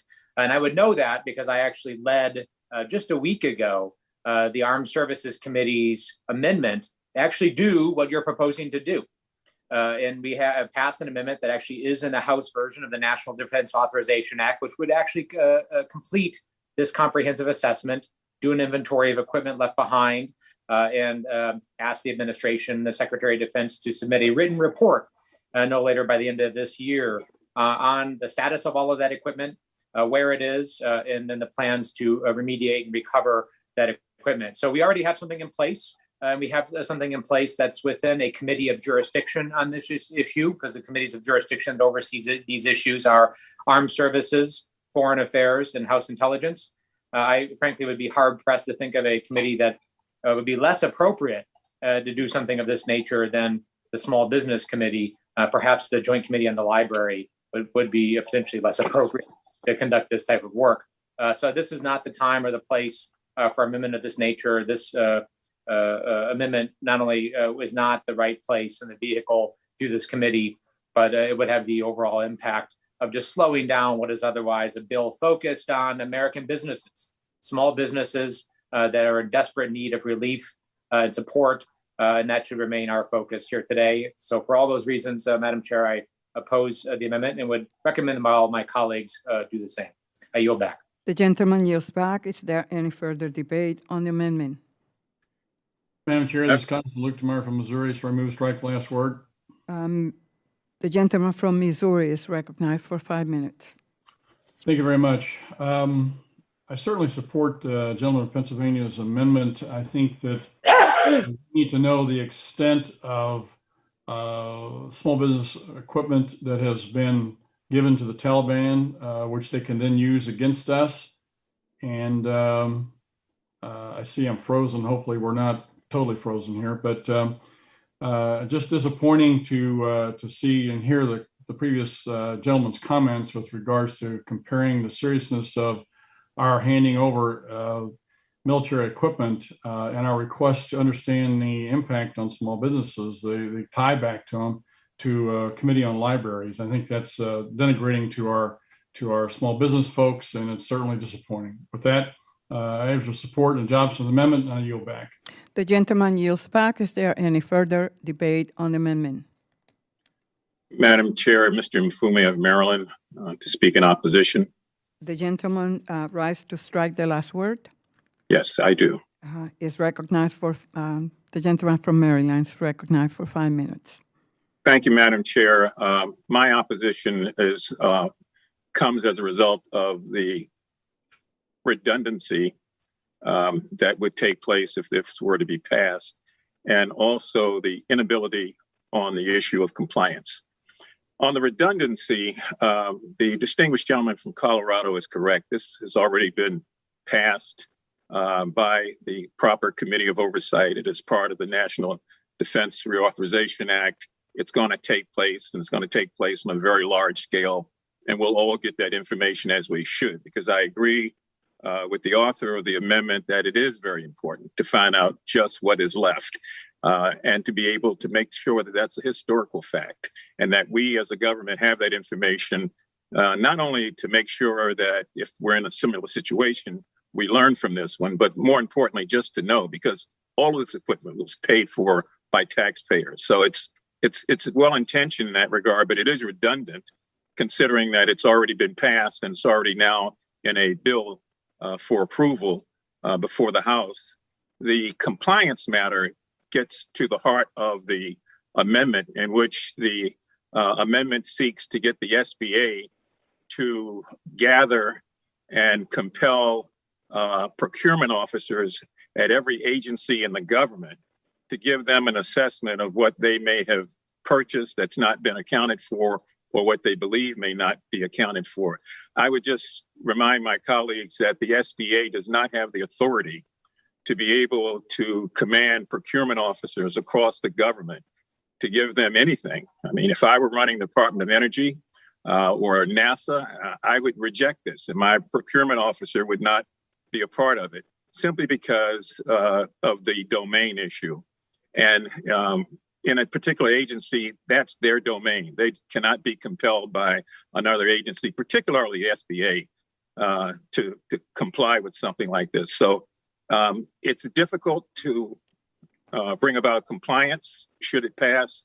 And should it pass, it's obviously redundant to something that's already previously passed and is now in a bill awaiting final passage. So I commend the gentleman. I understand his intent, but I think, as the gentleman from Colorado said, this is not the right vehicle for it. I yield back, Madam Chair. The gentleman yields back. Is there any further debate on the amendment?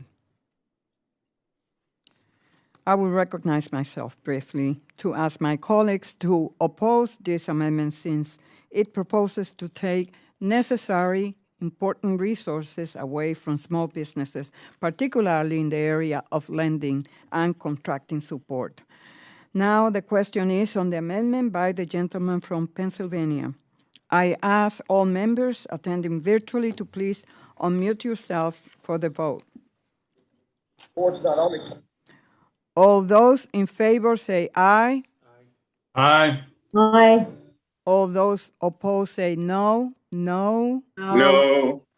In the opinion of the chair, the noes have it. The amendment is not agreed to. Madam Chair, I do ask for a recorded vote, please. The gentleman has requested a recorded vote. A roll call is ordered. Pursuant to Committee Rule 13 and House Rule 11, Clause 2, further proceedings on the amendment are postponed.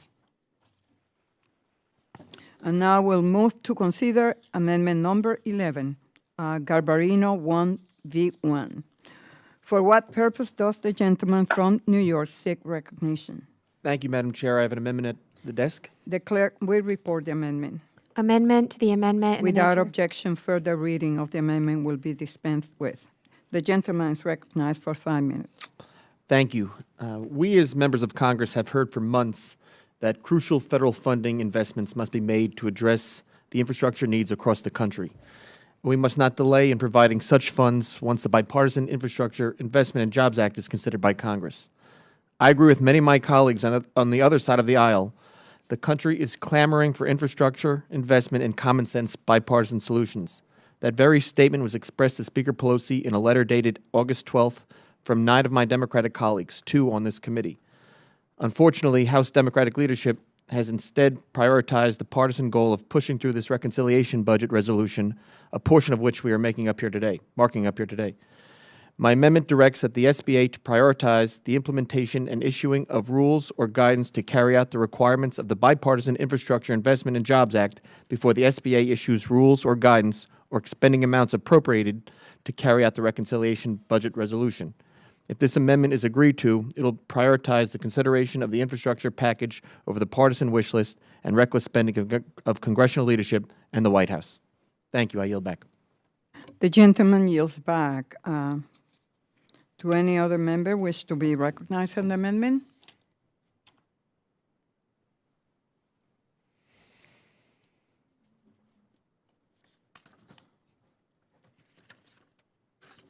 Madam Chair, this is Congressman Luke Meyer from Missouri. Move to strike last word. The gentleman from Missouri is recognized for 5 minutes. Thank you very much. Again, I support the gentleman from New York's amendment here. I think it's important that we prioritize how we're going to be funding the different needs that are out there with regards to our country and our small businesses. I know Mr. Galvarino's next amendment is going to deal with the Restaurant Revitalization Fund, and I think this is an example, I think, of the fact that there's no money in this bill for that very important program. And I think his amendment rightly points out that we need to prioritize things, especially in our purview, that are not being taken care of. So I certainly applaud the gentleman's initiative and amendment. I urge its adoption. And with that, I yield back. The gentleman yields back. Is there any further debate on the amendment? I would now like to recognize myself. I share the views of my colleague that the bipartisan infrastructure bill will help many small firms and their communities across the country. However, I would like to remind my colleague that the Small Business Administration does not currently have any involvement in carrying out the rules for the bipartisan infrastructure bill. We should be worried of tying the hands of the administration and slowing down the process of implementing the contents of funding under consideration today. Slowing this process will lead to delays and uncertainty for small businesses across the country, ultimately hurting small businesses and the communities they serve, alongside slowing down the economic recovery for all Americans. Our goal here should be to help small firms and create the conditions for a speedy economic recovery. Therefore, I oppose this amendment and I encourage my colleagues to vote no. The question is on the amendment by the gentleman from New York. I ask all members attending virtually to please unmute yourselves for the vote.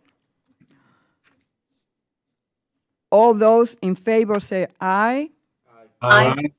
Aye. All those opposed say no. No. No. In the opinion of the chair, the noes have it. The amendment is not agreed to. The gentleman has requested a recorded vote. A roll call vote is ordered pursuant to Committee Rule 13 and House Rule 11, Clause 2. Further proceedings on the amendment are postponed. And now we'll move to consideration of amendment number 12, Garbarino 2V1. For what purpose does the gentleman from New York seek recognition? Thank you, Madam Chair. I have an amendment at the desk. The clerk will report the amendment. Amendment to the amendment in the Without nature. objection, further reading of the amendment will be dispensed with. The gentleman is recognized for 5 minutes.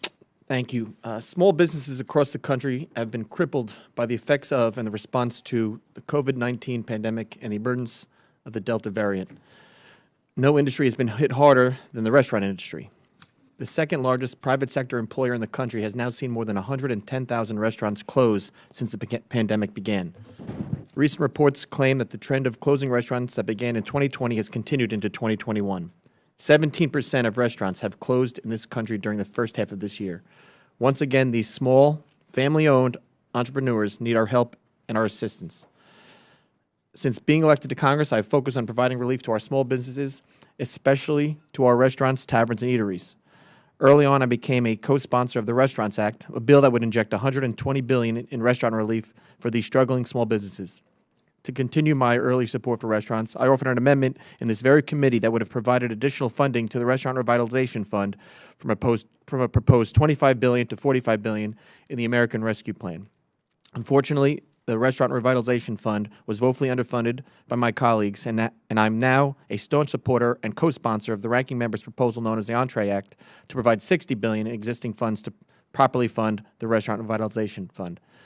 Now I bring forward this amendment to provide all of the $23.6 billion in funding to the Restaurant Revitalization Fund and to insert provisions of the Entree Act to ensure proper oversight is applied to the Restaurant Revitalization Fund and preferential treatment is prohibited. As I mentioned, preferential treatment and proper oversight, I must also request this committee's attention to other SBA COVID-19 response programs, most notably the Shuttered Venues Operators Grant Program. Today, through this amendment, I'm asking for additional funding to the Restaurant Revitalization Fund, but I call on this committee to hold necessary hearings to hear testimony and consider expansion of the Shuttered Venues Operators Grant Program to provide much-needed assistance to amusement parks, arcades, and other concession operators. These small businesses have been ignored long enough. It's time we take responsibility and provide the attractions industry the relief they deserve. This amendment is not a poison pill, in my opinion, and it helps small businesses in every member's on this committee's district. No one on this committee can say they haven't heard from a restaurant in their district say that they didn't get money from the Restaurant Revitalization Fund. They need this help. They need it right now. I've heard from my colleagues today on this committee who said we need to do something that's going to help businesses, small businesses right away. This amendment will do that by adding $23.6 billion to the Restaurant Revitalization Fund, which needs more than that, but it's a good start. Madam Chair, I think we should all agree to adopt this amendment, and I yield back. The gentleman yields back. Do other members wish to be recognized on the amendment? The gentleman. Luke Meyer from Missouri likes to strike last word, speak on the amendment. Well, I will recognize a member from my side. The gentleman from Minnesota, Mr. Phillips, is recognized for 5 minutes. Thank you, Madam Chair, and I want to salute my colleague from New York. I think there is almost unanimous agreement that we have to replenish the RRF and take care of our nation's restaurants that have struggled because of COVID-19. And given the bipartisan and bicameral support for replenishing RRF, we should work together in a bipartisan fashion to increase that funding so that more eligible businesses can receive that assistance. Most of us are supportive of the Bipartisan Restaurant Revitalization Fund Replenishment Act, which has over 200 co-sponsors at the moment. But we've got to come together as Democrats and Republicans in the House and Senate and provide additional relief for struggling businesses all around the country. Unfortunately, funding levels in the bill that we're considering today cannot cover that $46 billion shortfall in RRF, and the amendment does not include support for very important and other hard-hit industries like gyms and live entertainment venues, hotels and travel businesses and the like that are also struggling mightily because of COVID-19. So given the ongoing challenges facing small businesses across many different sectors that this committee continues to hear about, we are focusing today on broad-based programs designed to help small businesses and entrepreneurs in the long run, rather than just another round of minimal funding that could be gone in just a few weeks and may not even meet the full demand. So with that said, I am wholeheartedly committed to working with you, my friend from New York, on a short-term economic relief package for all hard-hit industries that help meet the moment, the challenges of this moment. And I'm happy to report once again, as I did in my opening comments, that work has already begun on a package that will indeed meet this important need. With that, I yield back. The gentleman yields back. Is there any further debate on the amendment? Madam Chair, Congressman Luke Meyer from Missouri moves strike last word. The gentleman from Missouri is recognized for 5 minutes. Thank you very much, and I certainly appreciate the Mr. Phillips' comments a moment ago. I think he's spot on from the standpoint that it's unfortunate there's not enough money in this bill to actually fully fund what we believe is going to be the needs of the restaurant revitalization program. But I want to congratulate my colleague here, Mr. Gambarino from New York, who I think has rightly pointed out a problem that exists that we can fix with this bill. This is something we can actually fix. The Authorization Act actually fixes the problem in two ways. It fixes it from the standpoint of adding more money to it, and number two, it fixes the constitutional problem, which exists, as we talked about a while ago, because of the court cases in Texas and Tennessee that said you can't do what we just did in this bill. This money will be then going back to folks and be able to be accessed on a first-come, first-served basis. I'm glad to see we got some support across the aisle on this issue because I think this is a bipartisan issue to be able to get this fund refunded here. But I would ask my colleagues to remember we need to be looking at ways to be helpful to small businesses here. And at some point, you all got to be ready to vote for something. You can't be against every single thing in our amendments and every single thing that we propose, because you keep talking about bipartisanship and you haven't been bipartisan on any single thing yet today. We can't find bipartisanship around this amendment. We won't be able to find bipartisanship around anything. This is the perfect amendment for this bill. It takes money that's sitting there that's being, in my mind, not being utilized correctly, and we have a recognized need that even your members recognize. And we've ignored things like the tax problem with stepped-up basis on inheritance. You're going to vote down the inflationary effect on small businesses. We're going to try to prioritize funding to make sure small businesses get it. And yet, here's one that is even better than all of those amendments from the standpoint. This one actually has a recognized problem that is recognized by all. We have a solution for it. And I would certainly urge all my colleagues to support this. We're going to be watching this vote very carefully because are you for small business or against small business? This is a bill that will tell us a whole lot about where you really stand, especially when it comes to the bipartisanship. This is one you should be voting for, not my. The gentleman yields back. Is there any further debate on this amendment? I recognize myself. I urge my colleagues to oppose this amendment, which will undermine our efforts to provide broad support to small businesses. And as Mr. Phillips have indicated, we will work on the restaurant industry. We understand that They are still suffering, but it's not the only industry that is suffering right now. So we will do a more comprehensive package to deal with it. And with that, I ask my colleagues to oppose this amendment. The question is now on the amendment by the gentleman from New York. I ask all members attending virtually to please unmute yourselves for the vote. All those in favor of the amendment, say aye. Aye. All those opposed, say no. No. No. In the opinion of the chair, the noes have it. The amendment is not agreed to. The Madam Chair, we'd like to have a recorded vote on that. The gentleman has requested a recorded vote. A roll call vote is ordered pursuant to Committee Rule 13 and House Rule 11, Clause 2. Further proceedings on the amendment are postponed. And now we move to consideration of amendment number 13, Young Kim 1V1. For what purpose does the gentlewoman from California seek recognition?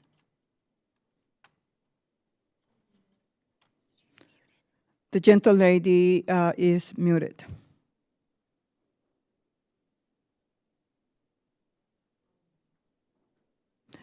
She's still muted. Ms. Kim, you're still muted.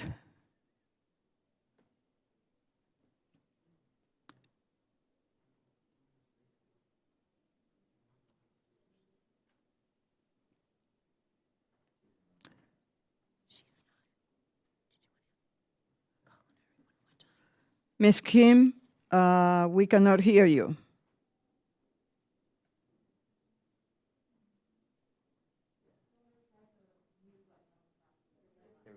Okay.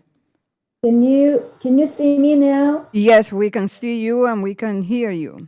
The gentlelady is recognized for 5 minutes. Thank you. Thank you, Chairwoman. I'm truly disappointed that the committee is considering another reconciliation package that spends trillions of taxpayer money without any Republican input yet again. This $3.5 trillion reconciliation package comes at a time when Congress should be debating more pressing issues like the withdrawal in Afghanistan and its aftermath and the 30-year high inflation number. Congress should be focusing on doing more to stand by our millions of service members and veterans.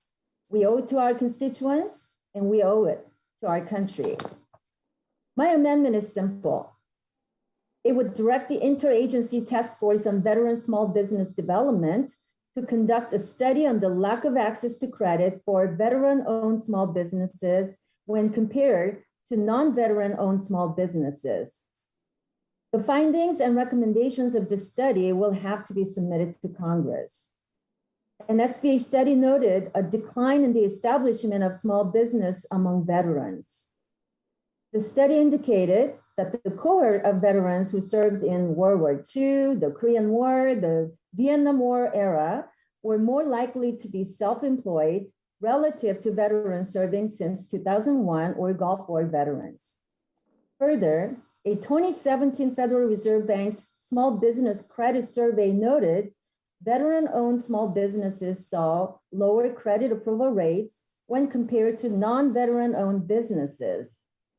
So we should want to find out if there is a direct connection between the decrease of veteran entrepreneurship and the lack of access to credit and work together to bridge that gap in access to credit for our veterans. Millions of Americans from across our country have served and protected our freedom, and tens and thousands heroically put their lives on the line just a few weeks ago in Afghanistan to save Americans and our allies. We owe it to them and the rest of our service members to make it easier for them to come home, unleash their entrepreneur spirit, and have a chance at the American dream they fought to preserve.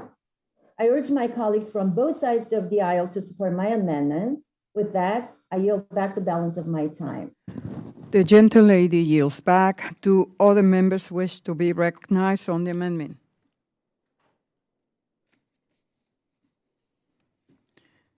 I will recognize myself in opposition to the amendment.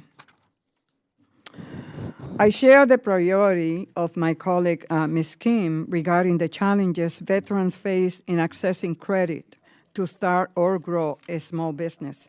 Our committee has highlighted the gaps in capital access for many underserved entrepreneurs, including our veterans, throughout the 116th and 117th Congresses.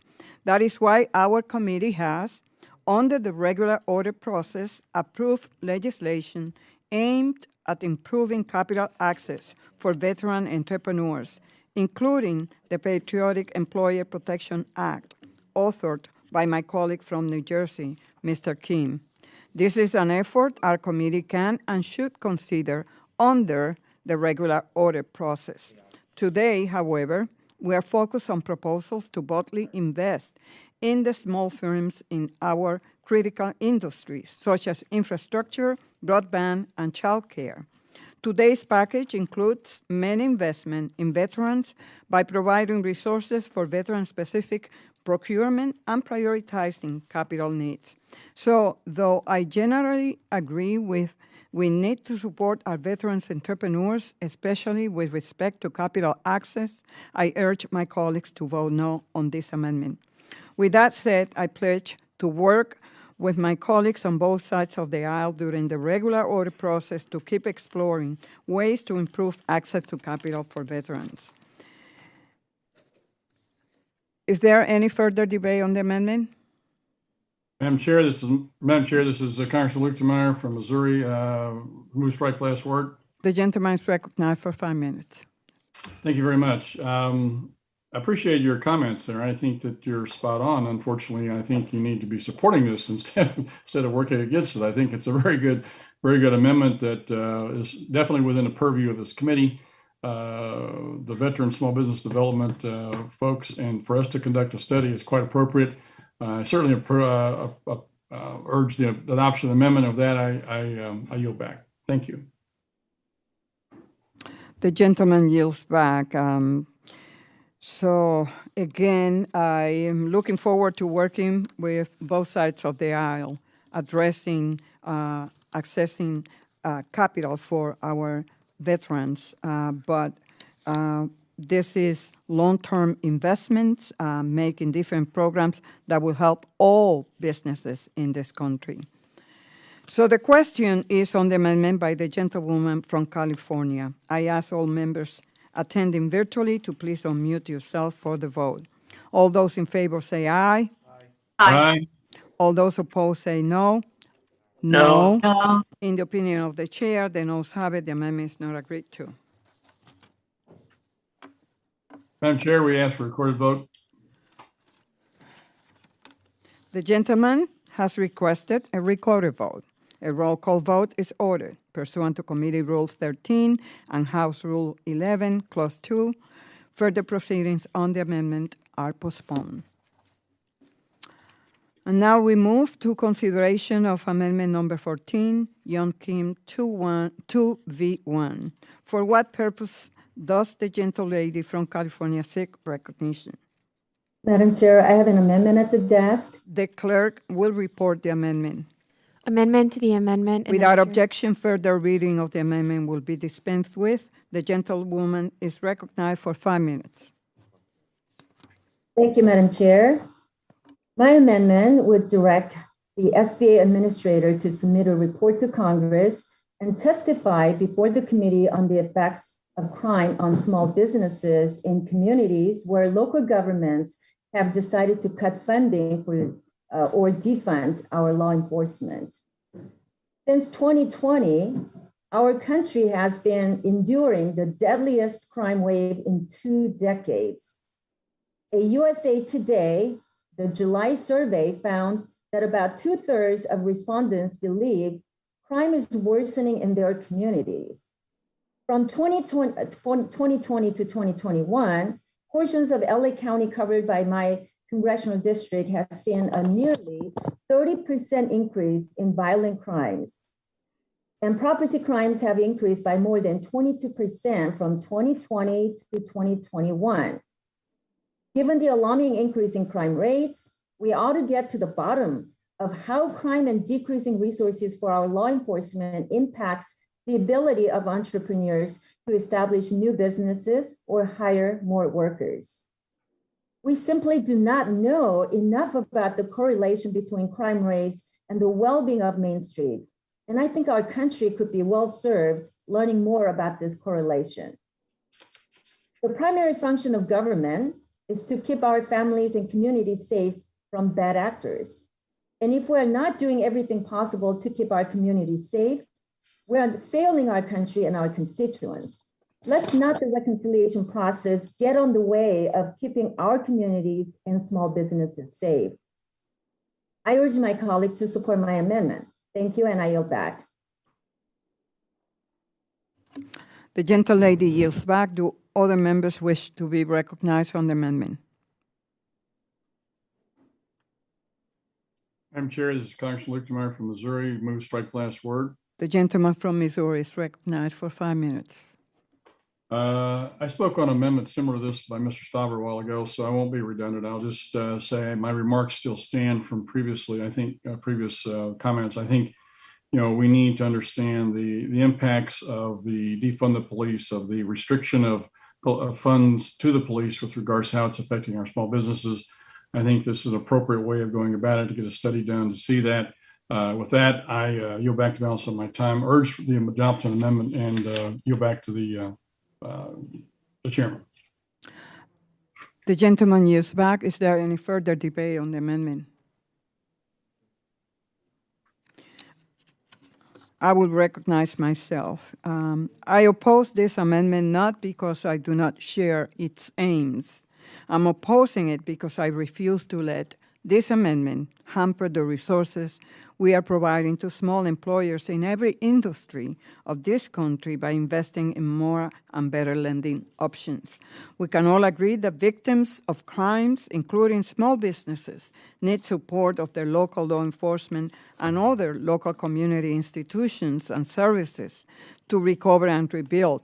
Yet, studies by the agency take away from critical agency resources in training, lending, and contract assistance that we are investing in today.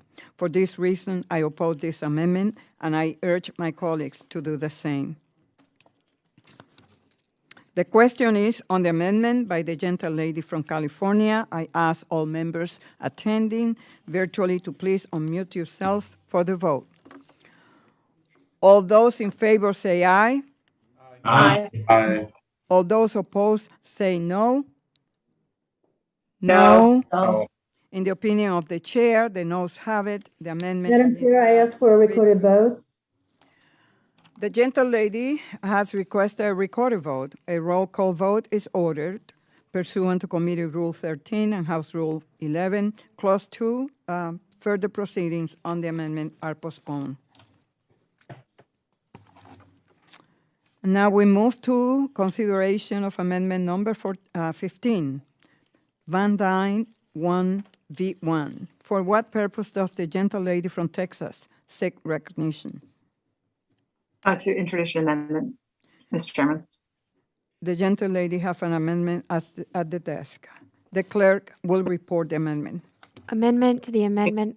Without objection, further reading of the amendment will be dispensed with. The gentlelady is recognized for 5 minutes. Thank you very much, Mr. Chairman.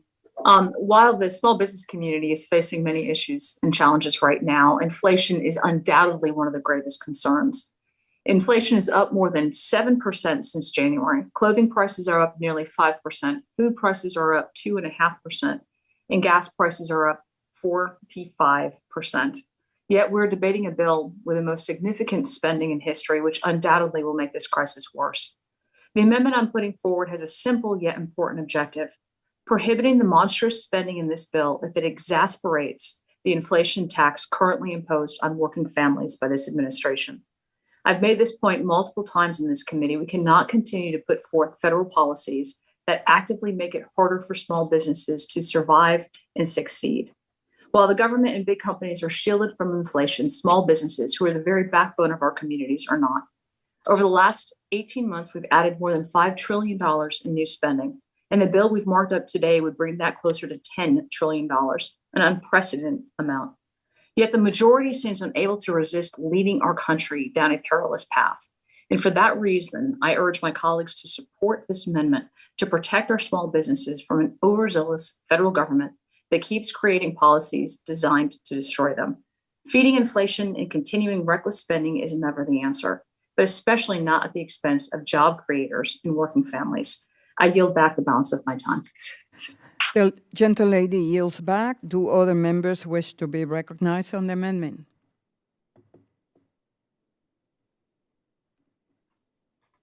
Madam Chair, this is Congressman Luke Meyer from Missouri. Moves right to last word. The gentleman from Missouri is recognized for 5 minutes. Thank you very much. Again, I'll be brief. I think we've discussed this earlier as well. Ms. Van Dyne takes a different approach to it, and I think you can see this is an extremely important issue to our side of the aisle from the standpoint of inflation, the inflationary effects of this potential bill, not only on our economy, but specifically on small businesses that we have the purview over. We need to take a look at that and understand that effect so that we can fine tune this bill at best or stop it, hopefully, to be able to make sure that this thing does not undermine the small business community, which makes up 50% of the employment base or more. This is really, really important issue. Knowing that what's coming is going to be vitally important for us to be able to do our job. So I certainly support the amendment or urge its adoption. And with that, I yield back. The gentleman yields back. Is there any further debate on the amendment? I will now recognize myself in opposition to the amendment. I certainly agree with the notion of my colleague that inflation can hurt small firms, forcing them to pass prices onto consumers and cutting into their bottom line. However, this amendment doesn't make any determination on the impact of this particular bill on inflation. It simply asks for a report determining whether inflation hurts small businesses and withholding funding if it does. It is clearly a poison pill meant to delay the passage of this bill and slow the recovery for small businesses around the country. The question is on the amendment by the gentlewoman from Texas. I ask all members attending virtually to please unmute yourself for the vote. All those in favor, say aye. Aye. Aye. Aye. All those opposed, say no. No. In the opinion of the chair, the noes have it. The amendment is not agreed to. Madam Chairwoman, I request a recorded vote. The gentlelady has requested a recorded vote. A roll call vote is ordered. Pursuant to Committee Rule 13 and House Rule 11, Clause 2, further proceedings on the amendments are postponed. And now we move to consider amendment number 16, Van Dyne 2V1. For what purpose does the gentlelady from Texas seek recognition? Introduce an amendment, Madam Chairman. The gentlelady have an amendment at the desk. The clerk will report the amendment. Amendment to the amendment in the Without nature. objection, further reading of the amendment will be dispensed with. The gentlewoman is recognized for 5 minutes. Thank you, Madam Chairman. As the ranking member of the Oversight, Investigations, and Regulations Subcommittee, I am committed to ensuring that small business relief goes into the right hands, including making certain that SBA assistance goes to those who respect our laws. My amendment prohibits any Small Business Administration funds from going to individuals who have assaulted a police officer. Additionally, this will prevent those who participated in a riot that destroys a small business from receiving funds. Rioters not only destroy the dreams of business owners, but also put officers in further harms when they are sent to restore peace. When our officers are not actively saving lives, they are working towards making our communities a better and safer place. Just yesterday, I sat down with law enforcement from all over the 24th District, and they shared with me that while they run to danger and others run for safety, too little is being done to protect the men and women who sacrifice for us. As law enforcement commits to protecting us, it's our job in Congress to support them. The easiest way to do this is by not rewarding those who actively look to hurt them. We need to continue to show our law enforcement that we have their back. And for that reason, I urge my colleagues to support this amendment. And the idea that was mentioned earlier, that for those of us who have worked with law enforcement, I was a city council, I was a mayor, I worked side by side with police officers for over 12 years. I supported them, I sat with them, I backed them, I worked with them on solutions. The notion that we did not support a very partisan bill that would have created a commission that was no more than a witch hunt has anything to do with whether or not we work with our police, support our police, I think is very offensive. And I would hope that our colleagues look over that and understand that we actually do have, a reason for being here and we do support our police. But I yield back the balance of my time. Thank you. The gentlelady yields back. Do other members wish to be recognized on the amendment?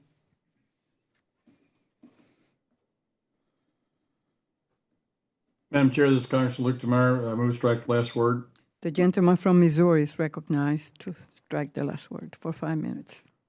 Thank you very much. I think it's very appropriate that if we're going to be allowing access to government taxpayer funds through the SBA, that we need to make sure that the people we're giving those dollars to are folks who are, number one, creditworthy, and number two, are people who are going to be good citizens and have shown by their actions that they are. If they're shown by their actions that they're not, we don't need to be in the business of supporting those folks. And I think that the gentlelady from Texas has got a good amendment here from the standpoint of, policing the actions of some of our citizens to be able to be accessing these funds. I think it's very appropriate. I certainly support her efforts. And with that, I urge adoption of the amendment and I yield back. The gentleman yields back. Is there any further debate on the amendment? So I would like to recognize myself. I understand Ms. Van Dyne's emphasis on protecting our law enforcement officers, as well as the small businesses who suffer property damage as a result of civil unrest.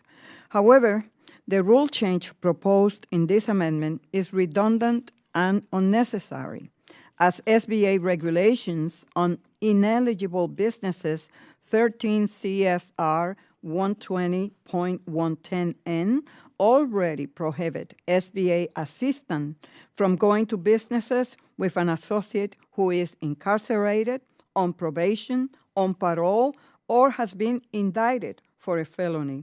Therefore, I urge a no vote on this amendment.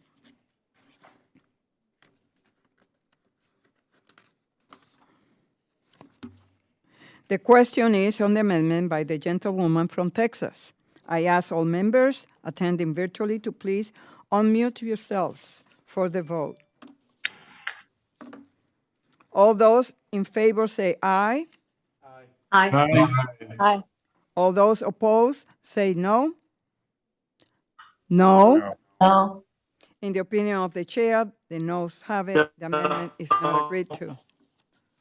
Madam Chairwoman, I request a recorded vote.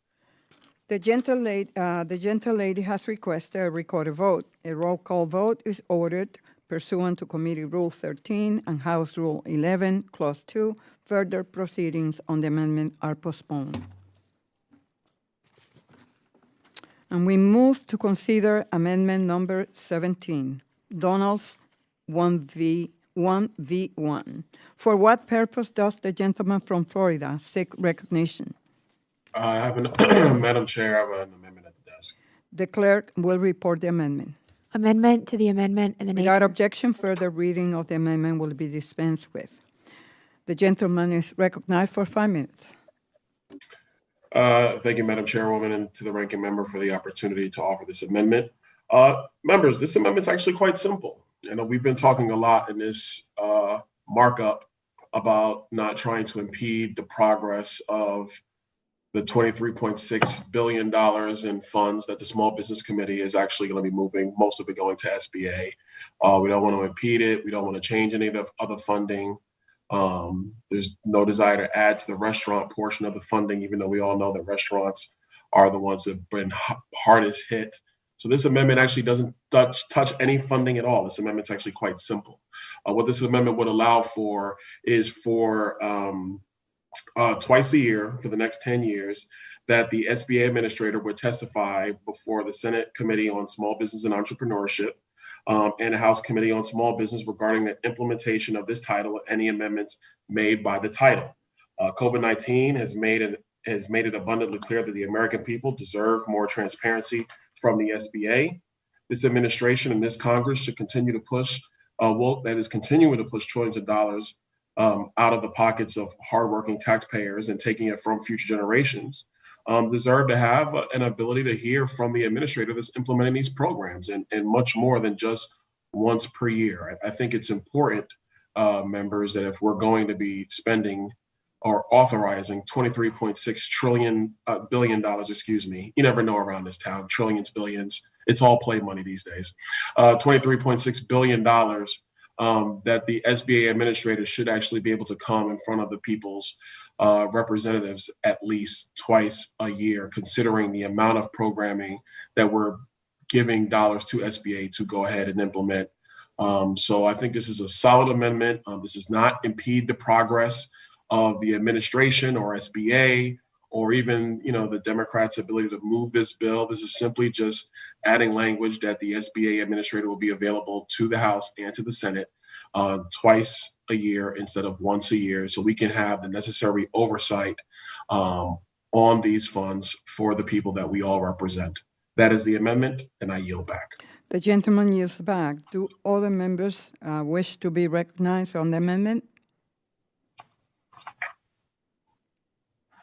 Madam Chair, this is Congressman Luke Meyer. Move strike last word. Gentleman from Missouri is recognized for 5 minutes. Thank you very much. I think this is a very appropriate amendment, looking at the continued dollars that are being thrown at the SBA, the dollars they have oversight over, and the fact that we can't seem to get Secretary Yellen to show up at our committee to even talk about the PPP program, which is her legal obligation, which is now almost 3 or 4 months past due. So I think it's important that we are able to get these administrators, people who have the oversight at the very top and are responsible for these programs to come before us to answer our questions. We have significant questions right now, especially with Small Business Administration on various programs. I think it's going to be important that we work with them to find out what's really going on. And quite frankly, I wouldn't mind having the Inspector General be added to this as an amendment on amendment here to be able to have him come in front of us 2 or 3 times a year. But I think that being said, this is an extremely important amendment for us to be able to do our job, to be able to have the people at the top answerable and be able to provide the oversight that we're supposed to provide. With that, I urge its adoption, and I yield back my time. The gentleman yields back. Is there any further debate on the amendment?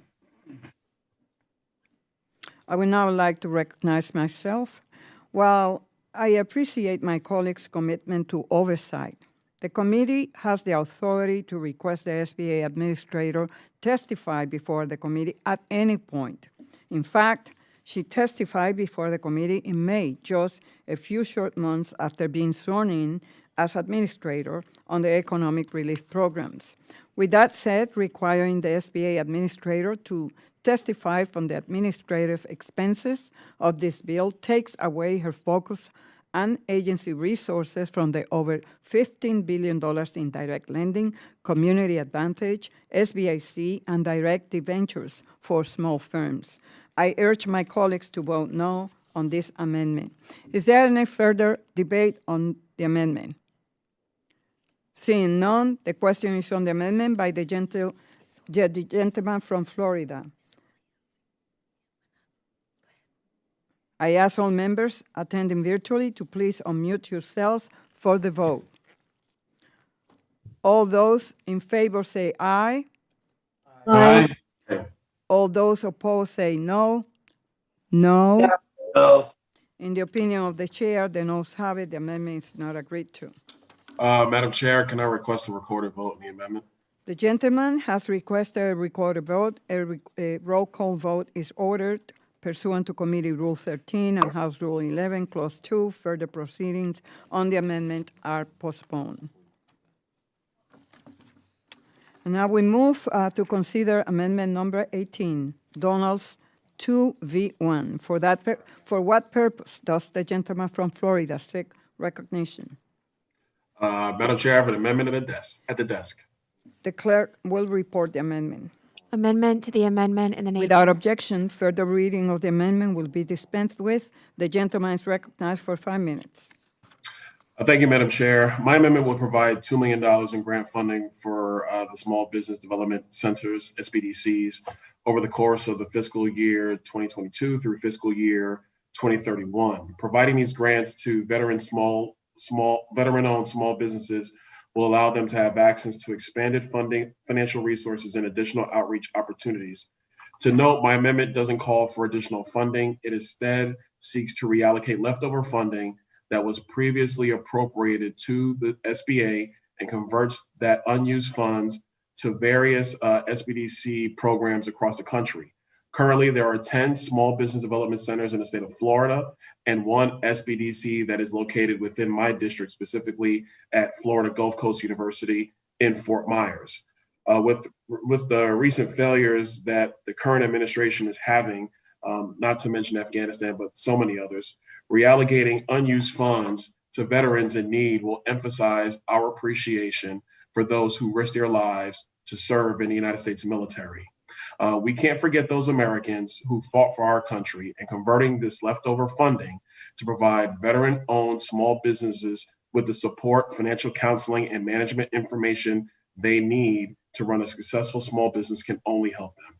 We must never forget Americans, especially those veterans who fought to uphold the American dream and the prosperity of America today. There's no better way of utilizing these unused funds than providing grant funding for small business development centers to assist veteran-owned small businesses. And I strongly urge your support for this amendment, and I yield back. The gentleman yields back. Do other members wish to be recognized on the amendment? The gentle lady from Illinois, Ms. Newman, for what purpose are you seeking recognition? I seek recognition to strike the last word, Madam. The gentle lady is recognized for 5 minutes. Thank you so much. So I applaud Mr. Donald's efforts to support our veterans. I'm a huge fan of employing and supporting veteran entrepreneurs.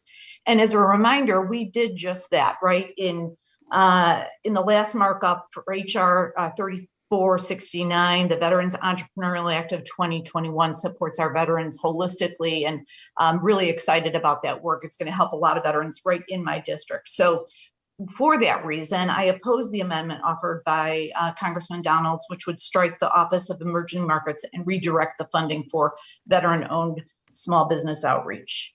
Access to affordable capital, as we all know, is one of the biggest challenges our small businesses face everywhere. I know we hear that from our small businesses in all of our districts. The COVID-19 pandemic shined a light on the stark disparities in lending, as the initial Paycheck Protection Program funds went predominantly to larger, better capitalized small businesses. It took dedicated set-asides for CDFIs and other mission-based lenders to ensure small firms in emerging markets got fair access to program funds. A concerted effort is needed to ensure SBA's capital access programs reach the smallest of the small businesses. And I can say that 100% in my district because I have a lot of micro businesses. With that said, I share my colleagues' support for SBDCs and veteran-owned small businesses, but this amendment only provides additional funding to the SBDCs, which may have the adverse effect of limiting outreach and engagement to veteran-owned small businesses. The committee has worked since the 115th Congress to codify for 5 years the Boots to Business program and continue to support and provide for America's veterans, transitioning service members, as well as their family members that want to launch or grow a small business. Moreover, this bill provides $35 million to assist small business veteran contractors. I am happy to work with my colleagues across the aisle to continue to improve outreach to veteran-owned small businesses, but believe that the resources we are giving to firms in lending, contracting, and entrepreneurial development investments in this bill are effective mechanisms to do just that. In closing, I urge my colleagues to oppose this amendment. Thank you, and I yield back. The gentlelady yields back. Is there any further debate on the amendment? Madam Chair, this is Congressman Luke Meyer. I move to strike last word. The gentleman from Missouri is recognized for 5 minutes. I want to thank the gentleman for his excellent amendment here with regards to, again, trying to help a group of people who we owe a great deal to, our veterans. And I think the gentleman, having been in the lending business himself, comes from a district where there's a huge number of veterans in his constituency, understands the issue as well or better than anybody, and knows that this is something that's needed, would be very helpful to our veterans. And with that, I certainly support this amendment, urge its adoption, and I yield back my time. The gentleman yields back. Is there any further debate on the amendment? I will recognize myself. I urge my colleagues to vote against this amendment since it undermines our efforts to provide affordable capital to small business owners. The question is on the amendment by the gentleman from Florida. I ask all members attending virtually to please unmute yourself for the vote. All those in favor say aye. Aye. Aye. All those opposed say no. No. In the opinion of the chair, the noes have it. The amendment is not agreed to. Madam Chair, I would request a recorded vote. The gentleman has requested a recorded vote. A roll call vote is ordered pursuant to Committee Rule 13 and House Rule 11, Clause 2. Further proceedings on the amendment are postponed. And now we move to consider amendment number 19, Fisheral 1V1. For what purpose does the gentleman from Wisconsin seek recognition? Madam Chair, I have an amendment at the desk. The clerk will report the amendment. Amendment to the amendment. Without objection, further reading of the amendment will be dispensed with. The gentleman is recognized for 5 minutes. Thank you, Madam Chair. This amendment prohibits any small business administration funds from going to individuals convicted of a felony for violent crimes, sex crimes, and drug trafficking, or anyone charged with any type of crime associated with terrorism or the Taliban. The committee print appropriates over $100 million to various SBA programs to provide financial counseling and business training to formerly incarcerated individuals to help reintegrate them back into society and develop applicable business skills. The stipulation is that they must have served their sentence in a minimum, low, or medium security prison to be eligible. However, the committee print has no eligibility requirement based on the actual offense committed.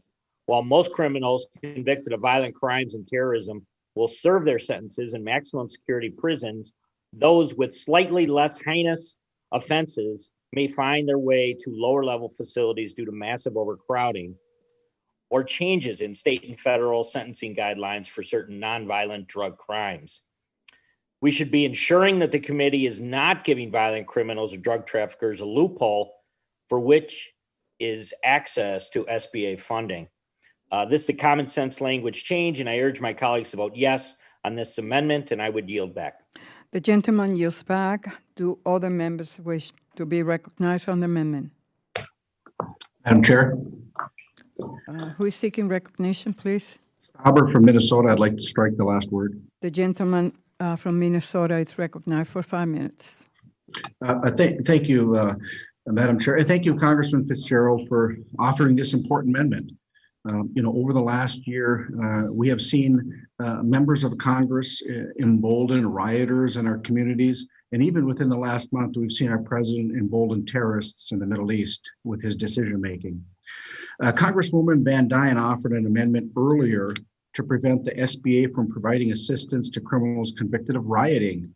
This important amendment offered by Congressman Fitzgerald will prevent the SBA from providing assistance to criminals convicted of any crimes associated with the Taliban or other terrorist organizations. The failed leadership displayed by the Democrats have created an unprecedented crime and national security crisis across the nation, and in particular in our large cities.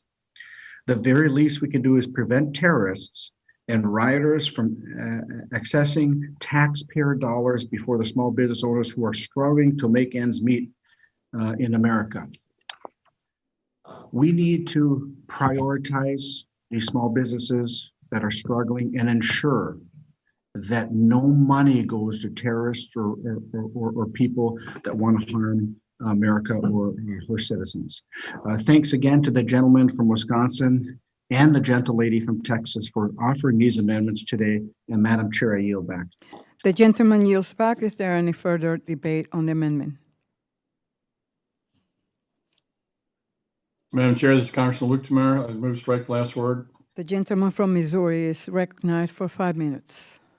I think I'll be very brief. I think the gentleman from Minnesota is the expert on these types of actions and issues, and I think I'll just reiterate his comments. I think that this is basically fixing a loophole in the law, something that wasn't there before.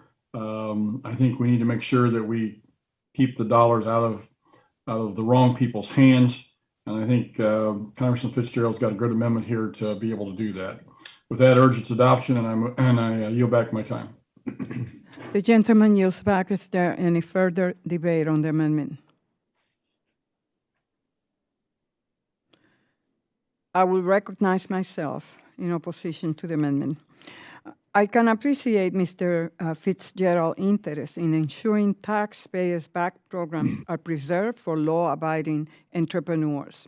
However, SBA regulations 13 CFR 120.110N already prohibit SBA loans from going to businesses with associates who have been indicted for any felony or crime or moral turpitude.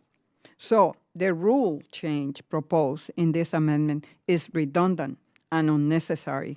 Therefore, I urge a no vote on this amendment. The question now is on the amendment by the gentleman from Wisconsin. I ask all members attending virtually to please unmute yourselves for the vote.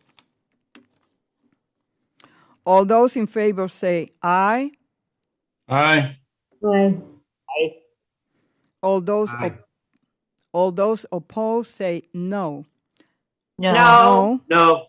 In the opinion of the chair, the noes have it. The amendment is not agreed to. Madam Chair, can I ask nays? Someone Madam is Chair, seeking may I request recognition? yeas and nays? Madam Chair, may I request the yeas and nays on the Gentleman has requested a recorded vote. A roll call vote is ordered pursuant to Committee Rule 13 and House Rule 11, Clause 2. Further proceedings on the amendment are postponed. We move to consideration of amendment number 20, Fitzgerald 2V1. For what purpose does the gentleman from Wisconsin seek recognition? Madam Chair, I have an amendment at the desk. The clerk will report the amendment. Amendment to the amendment. Without objection, further reading of the amendment will be dispensed with. The gentleman is recognized for 5 minutes. Thank you, Madam Chair. This amendment directs the Small Business Administration to study the impact of tax increases on small businesses. Main Street firms have been hit exceptionally hard by the COVID-19 pandemic, as many businesses were forced to close up shop in order to comply with state and local mandated shutdowns. This was only made worse by the higher utilization of unemployment insurance and the federal stay-at-home bonus, leading to low job creation and a virtual economic freeze. When it felt like things couldn't get any worse, the Biden administration came in earlier this year and called for a disastrous multi-trillion-dollar spending bill to be written by Senator Bernie Sanders, with the supposed intent of creating jobs and revitalizing Main Street businesses. In announcing the legislation, the Biden administration, citing a Treasury Department analysis, said the president's agenda will protect 97% of small business owners from income tax increases, while delivering tax cuts to more than 3.9 million entrepreneurs. That figure is misleading. For starters, nearly 1/4 of small businesses are structured as C Corps and will therefore be subject to steep tax increases just as they are recovering from the pandemic. Even worse, the vast majority of small businesses are structured as pass-throughs and will be subject to federal tax rate of as high as 39.6%. Other provisions of the spending bill, such as increasing the death tax and eliminating bonus depreciation, would also fall upon small business owners. Additionally, this analysis fails to take into account the small businesses who continue to grow their earnings and businesses over time. An August 2019 study in the Journal of Monetary Economics shows that corporate taxation distorts the quote unquote life cycle of a business, making it more difficult to invest their retained earnings and causing them to grow more slowly. We should be focused on growing small businesses, not hamstringing them. This amendment is simple, and it should be an easy vote for anyone who supports small business. Let's study the impact of tax increases on small businesses so we can ensure the SBA is holding the Biden administration accountable for their promise to protect Main Street. I urge my colleagues to vote yes on this common sense amendment, and I yield back. The gentleman yields back. Is there any further debate on the amendment? Madam Chair, I seek recognition and I move to strike the last word. The gentlelady from California is recognized for 5 minutes. I rise in strong opposition to this amendment. The Small Business Administration is skilled at administering resources and grant programs to our nation's small businesses, but they are not tax policy experts. This would be better assigned to the Treasury Department with data from the Internal Revenue Service's Small Business and Self-Employed Division. Second, this amendment will divert needed resources from the Small Business Administration from its intended function, which is to deliver much needed relief to the businesses we all know are still suffering from the economic fallout of the pandemic. As the Delta variant rages across all corners of the country, we know that our small businesses are not out of the woods yet, and preventing much needed investments that we need in SBA in order to fulfill this amendment's purpose will leave our small businesses high and dry. Finally, any changes to these tax policies are within the exclusive purview of the Ways and Means Committee.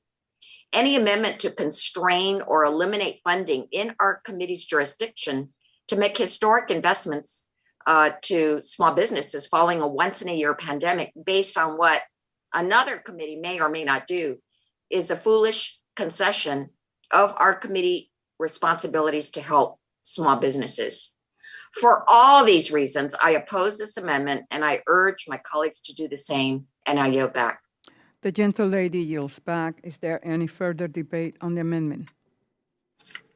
Madam Chair, this is Congressman Luke Meyer. I move to strike the last word. The gentleman from Missouri is recognized for 5 minutes. Thank you very much.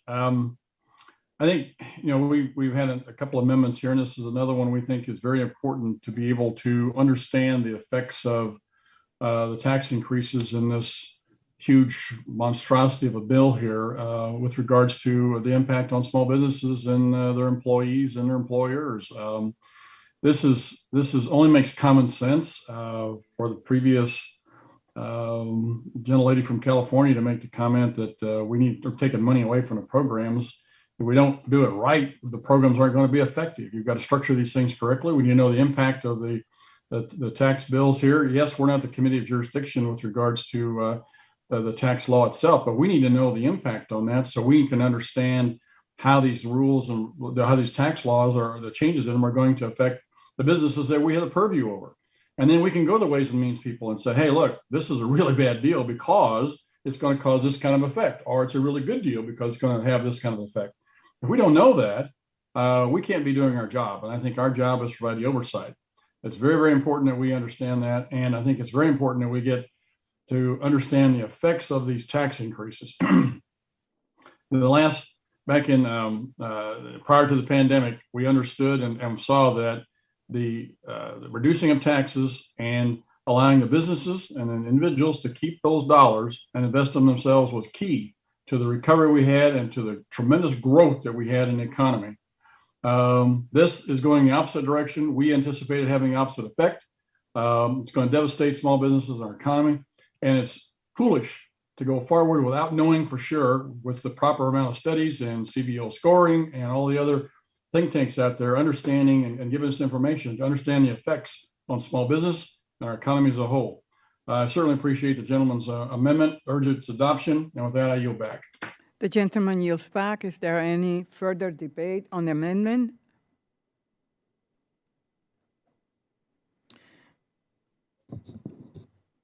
I will recognize myself to say that I ask my colleagues to oppose this poison pill amendment, which tries to derail this process today. The question is on the amendment by the gentleman from Wisconsin. I ask all members attending virtually to please unmute yourself for the vote. All those in favor, say aye. Aye. Aye. Aye. All opposed, say no. No. No. In the opinion of the chair, the noes have it. The amendment is not agreed to. Madam Chair?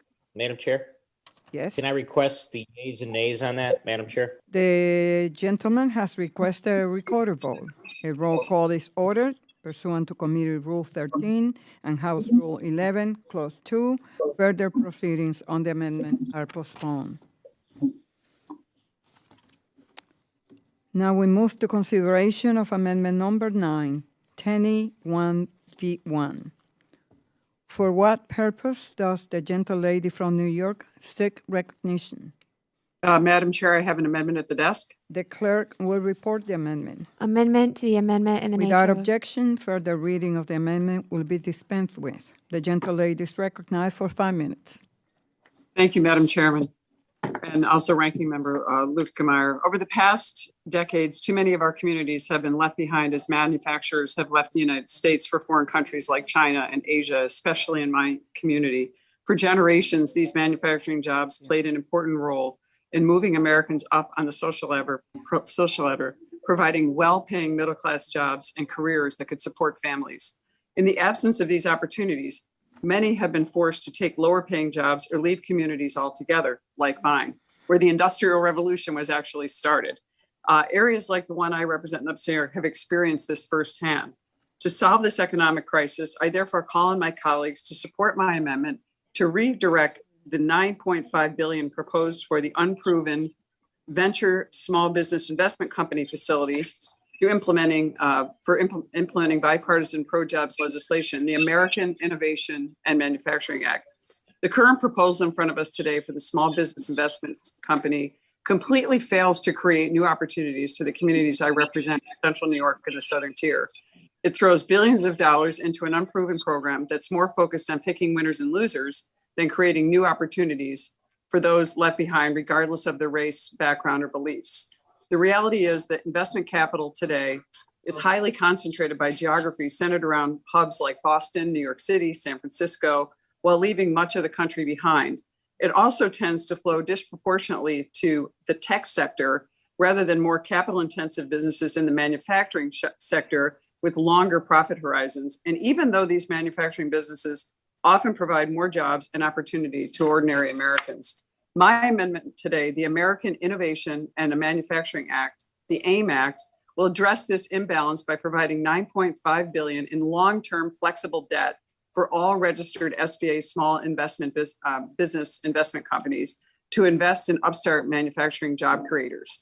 It also includes important taxpayer protections, ensuring all returns to the federal government are committed before capital can be distributed to private investors. Together, we can act to address the issues impacting our working class Americans. For the sake of our communities, particularly like mine in rural and suburban upstate New York, we must move beyond policies that sound good and focus on policies that actually do good and can be successful. I yield back. The gentle lady yields back. For what purpose the gentle lady from Pennsylvania seek recognition? Madam Chair, I ask to be recognized for 5 minutes, and I move to strike the last word. The gentle lady is recognized for 5 minutes. Thank you, Madam Chair, and thank you for this opportunity to speak. And I really must respectfully disagree with my colleague's amendment. The Small Business Administration Small Business Investment Company, or SBIC program, provides access to low-cost government-backed investment capital for small businesses, strengthens local communities, and empowers American businesses to grow and to compete in the global economy. The SBIC programs fund represent approximately $30 billion in investment capital, which since 1995 has helped to create or to sustain over 9.5 million jobs. So by most metrics, the SBIC program is an example of successful public policy that aligns the power of the private market with the public interest of job creation and economic growth. However, the SBIC program has historically struggled with a lack of demographic and geographic representation, both among investors participating in the program and also in the companies receiving these investments. As early as 2007, the SBA identified the disparities and has testified that it had tried to increase diversity in the program by reaching out to venture capital firms, trade organizations, and others to better understand why their representation in this program is so low. However, these challenges persist to this present day, and in fiscal year 2020, only slightly over 5% of all companies financed by SBICs were owned by underrepresented business owners. To ensure that there's a dedicated effort to SBA to enhance SBIC program diversity, this section of this bill establishes the SBIC working group, which will develop recommendations for how the SBA can improve diversity among SBIC applicants, with a focus on underserved businesses and providing incentives for SBICs to locate in under-licensed states and to invest in underserved businesses, especially those owned by low-income individuals or in rural areas. This section of this reconciliation should not be struck and should not be replaced. This section provides $2 million to establish a group to provide recommendations on how to increase demographic and geographic diversity in the management and investments of SBIC funds. Our report is due to the Senate and to the House Small Business Committees within a year of its establishment, and at that time, the group will disband. It is clearly long overdue for the SBA to proactively take an initiative to improve diversity in SBIC, and the working group under consideration today is only a small but important part of strengthening the support we provide our businesses in this country. I represent portions of southeastern Pennsylvania, including the storied city of Reading, once a manufacturing and industrial giant, not just in our nation, but in the world. And I am a huge supporter of the need to support our manufacturers. And I am an enormous advocate of the need for a patient capital equity facility, as you mentioned in your bill. And I very much appreciate Ms. Tenney's AIM Act and would very much like to work with her and my friend and colleague, Representative Craig, on working on this proposed legislation. But I would propose that we do that together through regular order rather than replacing the equally valuable and equally important language that is already in this bill. I encourage my colleagues from both sides of the aisle to support this legislation as written, and I yield back the balance of my time, Madam Chair. The gentle lady yields back. Is there any further debate on the amendment? The gentle lady from, the gentleman from Missouri is recognized. Thank you, Madam Chair. Just wanted to reiterate my support for Ms. Tenney's amendment here. I think we provide some thoughtful amendment. I think it's a thoughtful amendment here from the standpoint that it's well thought out. It is going to create a program that actually probably will work. It's got oversight in it, which a lot of the new programs being proposed in this bill do not have. It does not have oversight in a lot of these different bills that are programs that are being proposed. This one does. It specifically targets the small businesses that we should be watching for and be thinking about and be supporting. I think the lady's got a fantastic amendment. I would urge its adoption. And with that, I yield back.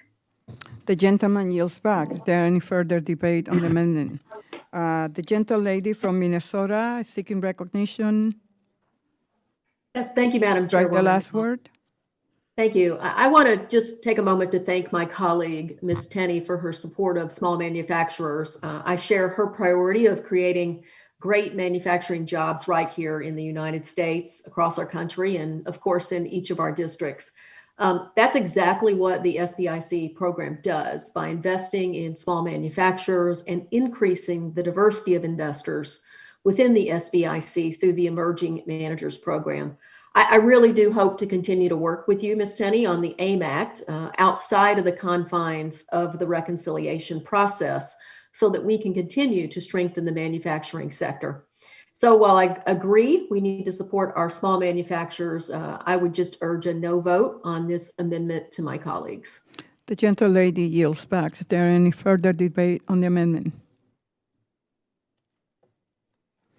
I will now recognize myself. I ask my colleagues to oppose this amendment because, as Ms. Houlihan stated, it intends to undermine our efforts to address the investment gaps that our committee has observed over the years. The question now is on the amendment by the gentlelady from New York. I ask all members attending virtually to please.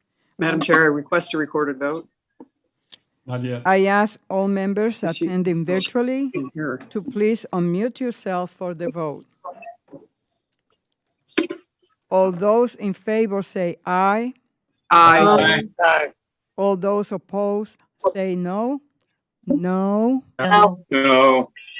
In the opinion of the chair, the noes have it. The amendment is not agreed to. Now I request a recorded vote, Madam Chair. The gentlewoman has requested a recorded vote. A roll call vote is ordered pursuant to Committee Rule 13 and House Rule 11, Clause 2. Further proceedings on the amendment are postponed. We move on to consideration of amendment number 10, Tenney 2V1. For what purpose does the gentlelady from New York seek recognition? I have an amendment at the desk. The clerk will report on the amendment. Amendment to the amendment in the nature. Without objection, further reading of the amendment will be dispensed with. The gentlewoman is recognized for 5 minutes. Yeah, thank you, Madam Chairwoman and Ranking Member Meyer. Today, I ask my colleagues to support my amendment to redirect all funding from the New Start Entrepreneurial Development Program for formerly incarcerated individuals. My amendment would redirect this funding to small business development centers so they can expand and improve resources for rural small businesses during what is a very difficult time. Throughout the pandemic, too many of our small businesses have suffered struggling to make payroll and keep their doors open. Now, as they try to adjust to a new normal, they're having to contend with historically high inflation, worker shortages, and the possibility of higher taxes. In response to these real concerns, my Democratic colleagues have proposed spending $35 million on an unproven pilot program to provide preferential microloans to former felons. I do not know if this is a parody or if the drafters of this text thought this was a really good policy. Regardless, it is an insult to the many businesses and small businesses struggling in my community today. There are already multiple SBA resources available to felons trying to get back on their feet, including workshops, mentoring, and financial literacy classes. Why would we choose to create a loan program that now gives public money preferentially to felons over their law-abiding counterparts who are in desperate need of help themselves? A far better use of this money would be to direct it towards rural small businesses for the benefit of rural Americans, former felons included, as many of these employers are having to navigate the uncertainties of the PPP loan forgiveness and conclusion of other emergency COVID-19 provisions. It is far more important for us to ensure that they have the resources they need to have some success, particularly in rural areas. Let's stop with the misguided attempts to social engineer and work our policies and actually help all Americans. I urge my colleagues to vote for this amendment and respect the taxpayers in New York and throughout the nation. Thank you. I yield back.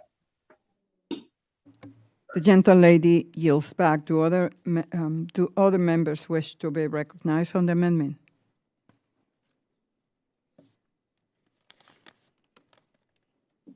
Madam Chair, this is Congressman Luke Meyer. Just want to make a couple of short remarks.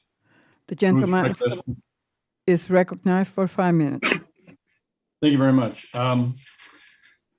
Again, I think the gentlelady from New York has a very thoughtful amendment here. She's taking dollars that are thrown out there for a pilot program where we real probably don't need and putting them in a program that's already established that actually does a job that it's supposed to do and wants to improve that, especially looking out for our own folks from the rural parts of the country.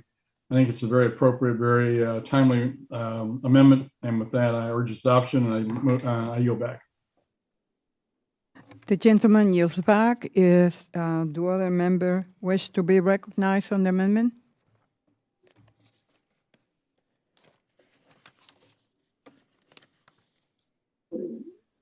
I will now recognize myself. I oppose the amendment offered by Congresswoman Tenney, which will strike the New Start Entrepreneurial Development Program for formerly incarcerated individuals and redirect funding to SBDCs for rural outreach. These resources will complement the prison to proprietorship funding in this package by expanding the geographic reach of services. Providing critical funding to utilize private and nonprofit organizations to assist the formerly incarcerated and help them succeed is vital to their successful reentry to society and will ultimately prevent from returning to prison. With that said, I share my colleagues' support for SBDCs, which provide vital counseling, training, and technical assistance to small businesses. In FY21, the SBDC program received $136 million in annual appropriations and $192 million through the CARES Act. In the last Congress, we passed the H.R. 4406, the Small Business Development Center Improvement Act of 2019, which authorized $175 million for each fiscal year from FY20 to SY23 for SBDCs. I am happy to work with my colleagues across the aisle to ensure they receive the funding they need as we prepare to reintroduce a reauthorization of the program. With that said, this amendment only provides additional funding to SBDCs, which may have the adverse effect of limiting outreach and engagement to rural small businesses. By providing funding and resources to the Office of Rural Affairs in today's package, we hope to increase the outreach agency-wide, which includes SBA district offices and all the resource partners. In closing, I urge my colleagues to oppose this amendment. The question is on the amendment by the gentle lady from New York. I ask all members attending virtually to please unmute yourselves for the vote. It is, if inflation does be. All those in favor say aye. Aye. Aye. All those opposed say no. No. No. No. In the opinion of the chair, the noes have it. The amendment is not agreed to. Madam Chair, I request a recorded vote. The gentle lady has requested a recorded vote. A roll call vote is ordered. Pursuant to Committee Rule 13 and House Rule 11, Clause 2, further proceedings on the amendment are postponed. Does any member seek recognition to offer additional amendments? Seeing none, the committee stands in recess until 2:30. An email will be sent to members notifying them of when the committee will return from recess.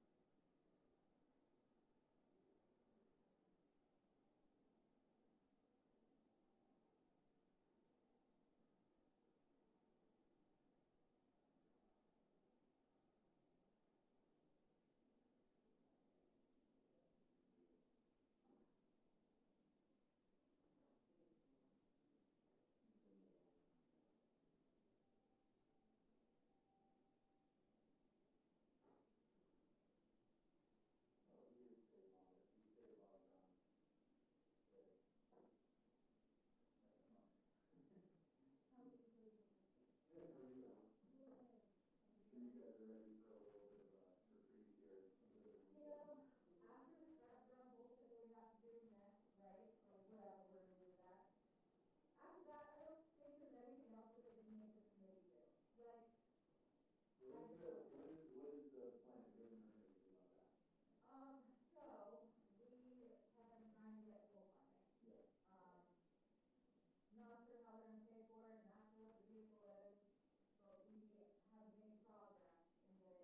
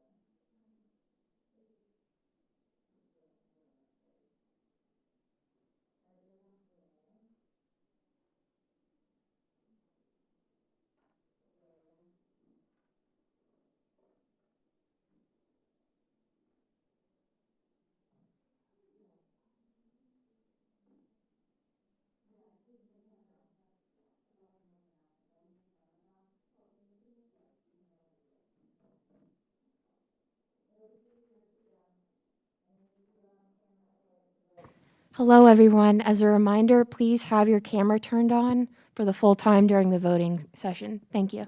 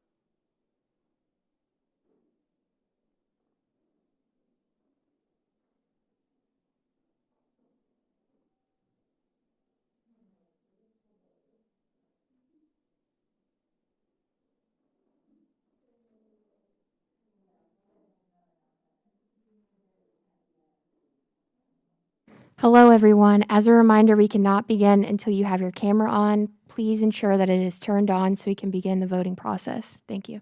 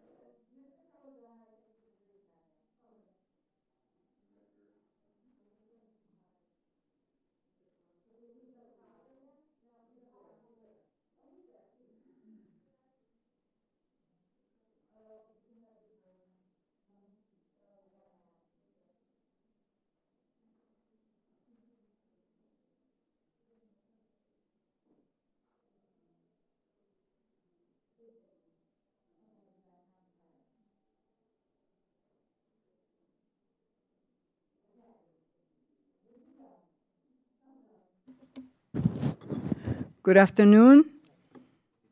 The committee will come to order. The committee will now resume consideration of the amendments on which roll call votes were requested and postponed. There are 20 postponed recorded votes. The question now occurs on the following amendments, which will be considered en bloc. Meyer 2V1, Hagedorn 2V1, Stover 1V1, Stover 2V1, Muser 2V1, Young Kim 1V1, Donalds 1V1, Donalds 2V1, Fitzgerald 1V1. All of these amendments previously failed by voice vote. The clerk will please call the roll. Mr. Golden?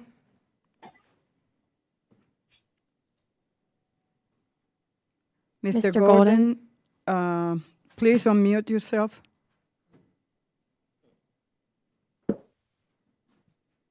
Mr. Golden? He's there. Mr. Crow? No. Mr. Crow votes no. Miss Davids? Davids votes no. Miss Davids votes no. Mr. Infume? Mr. Mfume votes no. Mr. Infume votes no. Mr. Phillips? No. Mr. Phillips votes no. Miss Newman? No.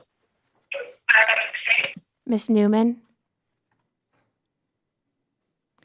Miss Bordeaux? No. Miss Bordeaux votes no. Mr. Carter? Carter votes no. Mr. Carter votes no. Miss Chu? Chu votes no. Miss Chu votes no. Mr. Evans? Evans votes no. Mr. Evans votes no. Mr. Delgado? Miss Houlihan? Houlihan votes no. Miss Houlihan votes no. Mr. Kim? No. Mr. Kim votes no. Miss Craig? Craig votes no. Miss Craig votes no. Mr. Lukemeyer? Mr. Lukemeyer, you're muted. Lukemeyer votes yes. Mr. Lukemeyer votes aye. Mr. Williams? Yes. Mr. Williams votes aye. Mr. Hagedorn? Hagedorn votes aye. Mr. Hagedorn votes aye. Mr. Stauber? Stauber votes yes. Mr. Stauber votes aye. Mr. Muser? Muser votes aye. Mr. Muser votes aye. Miss Tenney? Aye. Miss Tenney votes aye. Mr. Garbarino? Aye. Mr. Garbarino votes aye. Miss Young Kim? Kim votes aye. Miss Young Kim votes aye. Miss Van Dyne? Aye. Miss Van Dyne votes aye. Mr. Donalds? Aye. Mr. Donalds votes aye. Miss Salazar? I vote yes. Salazar votes yes. Miss Salazar votes aye. Mr. Fitzgerald? Aye. Mr. Fitzgerald votes aye. Miss Velasquez? Velasquez, no. Miss Velasquez votes no. Mr. Golden? Miss Newman? Newman votes no. Miss Newman votes no. Mr. Golden? No. Mr. Golden votes no. Mr. Delgado?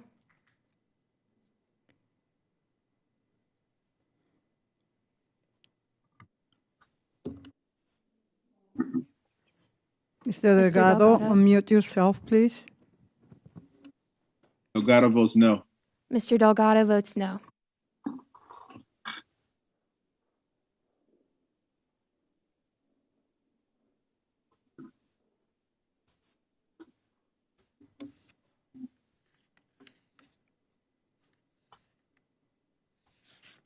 Are there any other members that wish to vote?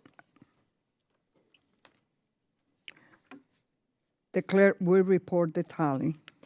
On this vote, there were 12 ayes and 15 noes. The amendments are not agreed to. The question now occurs on the following amendments, which will be considered en bloc. Hagedorn 1v1, Muser 1v1, Tenney 1v1, Tenney 2v1, Gabarino 1v1, Young Kim 2v1, Van Dyke 1v1, Van Dyke 2v1, Fitzgerald 2v1. All of these amendments previously failed by voice vote. The clerk will please call the roll. Mr. Golden? No. Mr. Golden votes no. Mr. Crow? No. Mr. Crow votes no. Ms. Davids? Ms. Davids? No. Ms. Davids votes no. Mr. Mfume?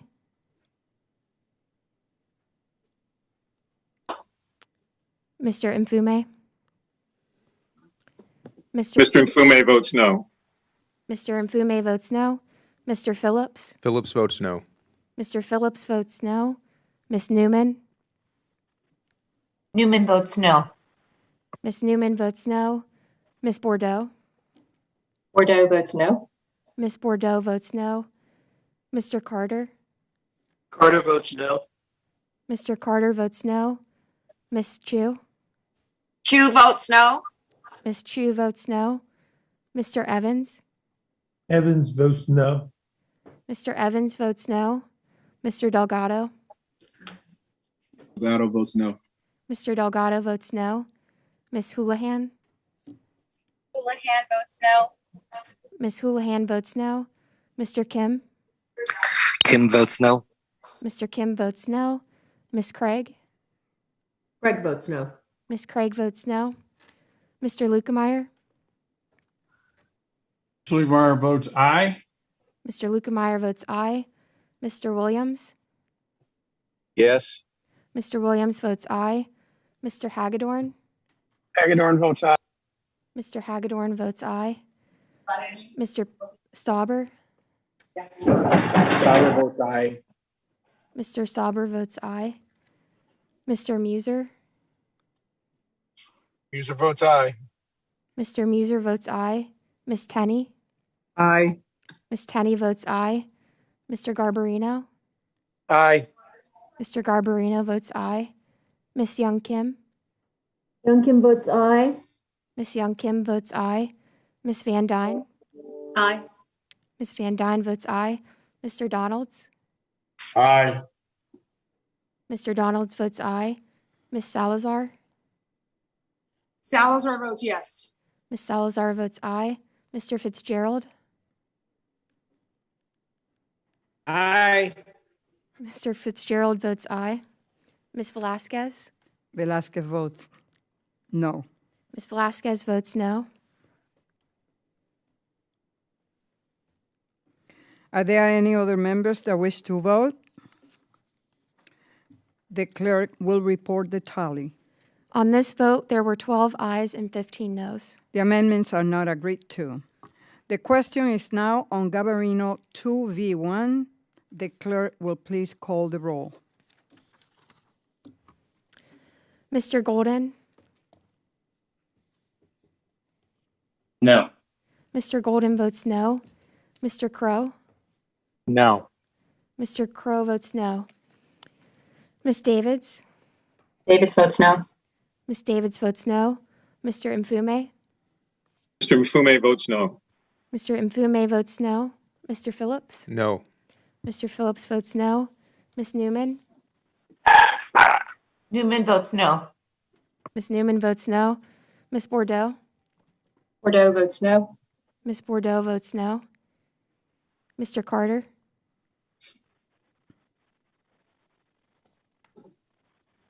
Mr. Carter?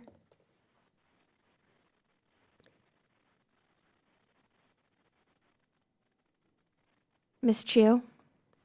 Chu votes no. Ms. Chu votes no. Mr. Evans? Mr. Evans? Mr. Delgado?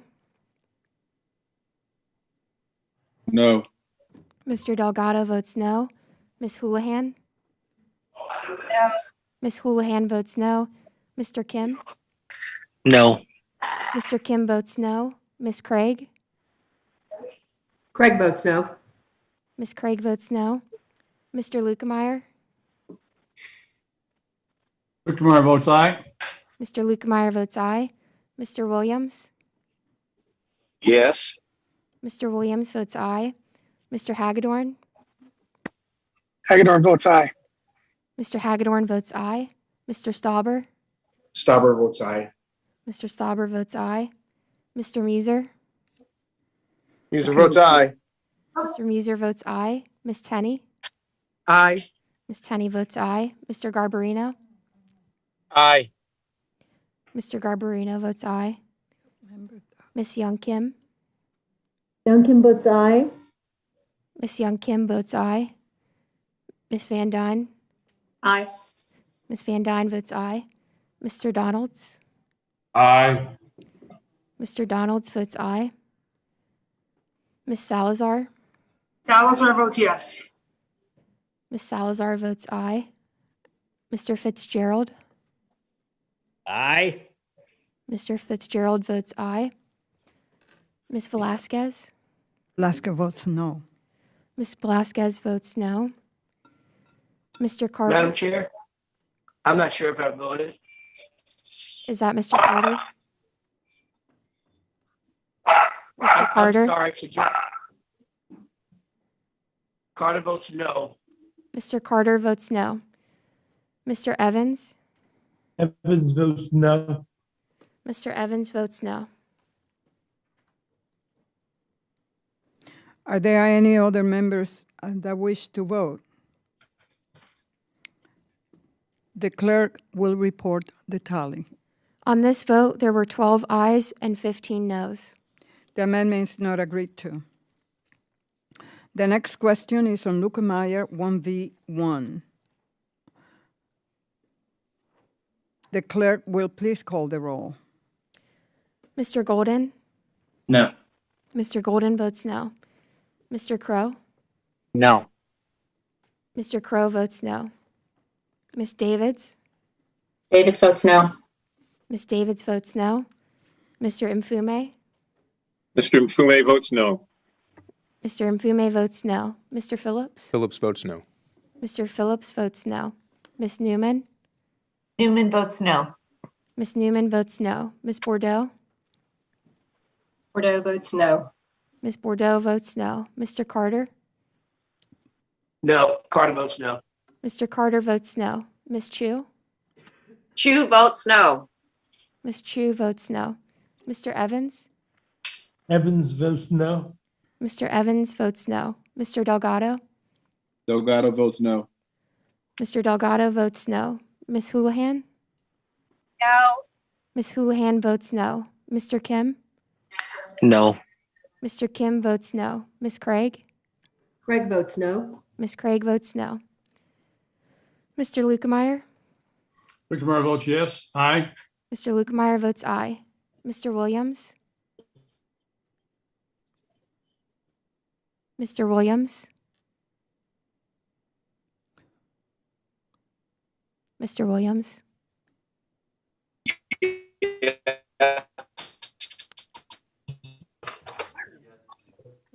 Mr. Williams votes aye. Mr. Hagedorn? Hagedorn votes. Could you repeat that, please? Mr. Hagedorn?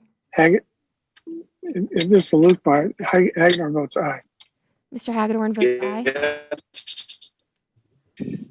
Mr. Stauber? Stauber votes aye. Mr. Stauber votes aye. Mr. Muser? Muser votes aye. Mr. Muser votes aye. Ms. Tenney? Aye. Ms. Tenney votes aye. Mr. Garbarino? Aye. Mr. Garbarino votes aye. Ms. Young Kim? Young Kim votes aye. Ms. Young Kim votes aye. Ms. Van Dyne. Aye. Ms. Van Dyne votes aye. Mr. Donalds. Aye. Mr. Donalds votes aye. Ms. Salazar. Salazar votes aye. Ms. Salazar votes aye. Mr. Fitzgerald. Aye. Mr. Fitzgerald votes aye. Are there any other members that wish to vote? Ms. Velasquez. Oh, Sorry. I guess myself. Velasquez votes no. Ms. Velasquez votes no. Are there any other members that wish to vote? The clerk will report the tally. On this vote, there were 12 ayes and 15 noes. The amendment is not agreed to. The question now occurs on the amendment in the nature of a substitute. A recorded vote is ordered. The clerk will please call the roll. Mr. Golden. Yes. Mr. Golden votes aye. Mr. Crow. Yes. Mr. Crow votes aye. Ms. Davids. Yes. Ms. David votes yes. Ms. Davids votes aye. Mr. Mfume. Mr. Mfume votes aye. Mr. Mfume votes aye. Mr. Phillips. Phillips votes aye. Mr. Phillips votes aye. Ms. Newman. Newman votes aye. Ms. Newman votes aye. Ms. Bordeaux.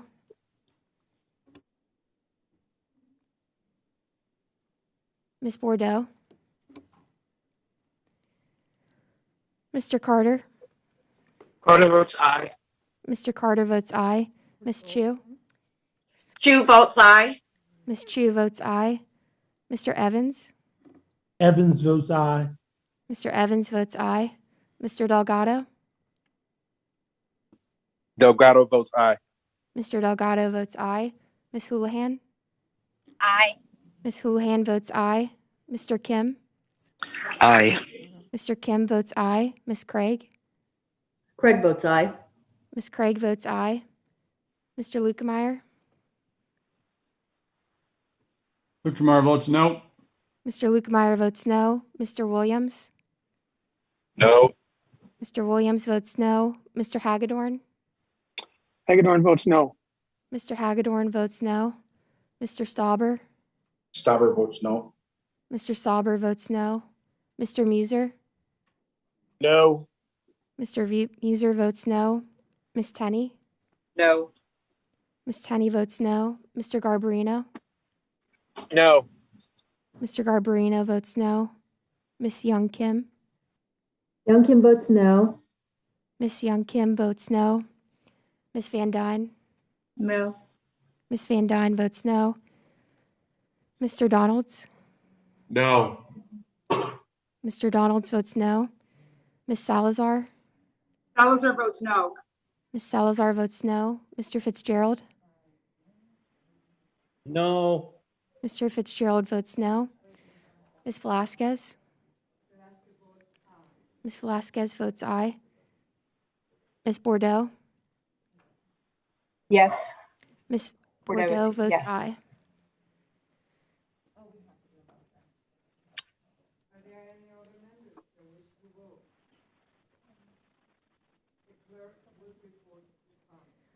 On this vote, there were 15 ayes and 12 noes.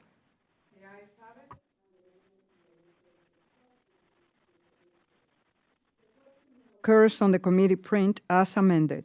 All in favor say aye. Aye. Aye. Aye. Aye. All opposed? Aye. No. No. All opposed say no. No. No. No. No. No. In the opinion of the chair, the ayes have it, and the committee print is amended, is agreed to. The chair now recognizes the gentleman from Maryland to make a motion. Madam Chair, I move that the committee do now transmit the recommendations of the committee and all appropriate accompanying materials, including additional supplemental minority or dissenting views, to the House Committee on the Budget in order to comply with the reconciliation directive included in Section 2002 of the concurrent resolution on the budget for fiscal year 2022 SCON Resolution 14 and consistent with Section 310 of the Congressional Budget and Impoundment Control Act of 1974. The question is on the motion offered by the gentleman from Maryland. A recorded vote is ordered. The clerk will please call the roll. Mr. Golden? Yes. Mr. Golden votes aye. Mr. Crow? Yes. Mr. Crow votes aye. Ms. Davids? Davids votes yes. Ms. Davids votes aye. Mr. Mfume? Mr. Mfume votes aye. Mr. Mfume votes aye. Mr. Phillips? Phillips votes aye. Mr. Phillips votes aye. Ms. Newman? Newman votes aye. Ms. Newman votes aye. Ms. Bordeaux? Bordeaux votes aye. Ms. Bordeaux votes aye. Mr. Carter? Carter votes aye. Mr. Carter votes aye. Ms. Chu? Chu votes aye. Ms. Chu votes aye. Mr. Evans? Evans votes aye. Mr. Evans votes aye. Mr. Delgado? Delgado votes aye. Mr. Delgado votes aye. Ms. Houlihan? Ms. Houlihan? Aye. Ms. Houlihan votes aye. Mr. Kim? Aye. Mr. Kim votes aye. Ms. Craig? Greg votes aye. Ms. Craig votes aye. Mr. Lukemeyer? Victor Meyer votes no. Mr. Lukemeyer votes no. Mr. Williams?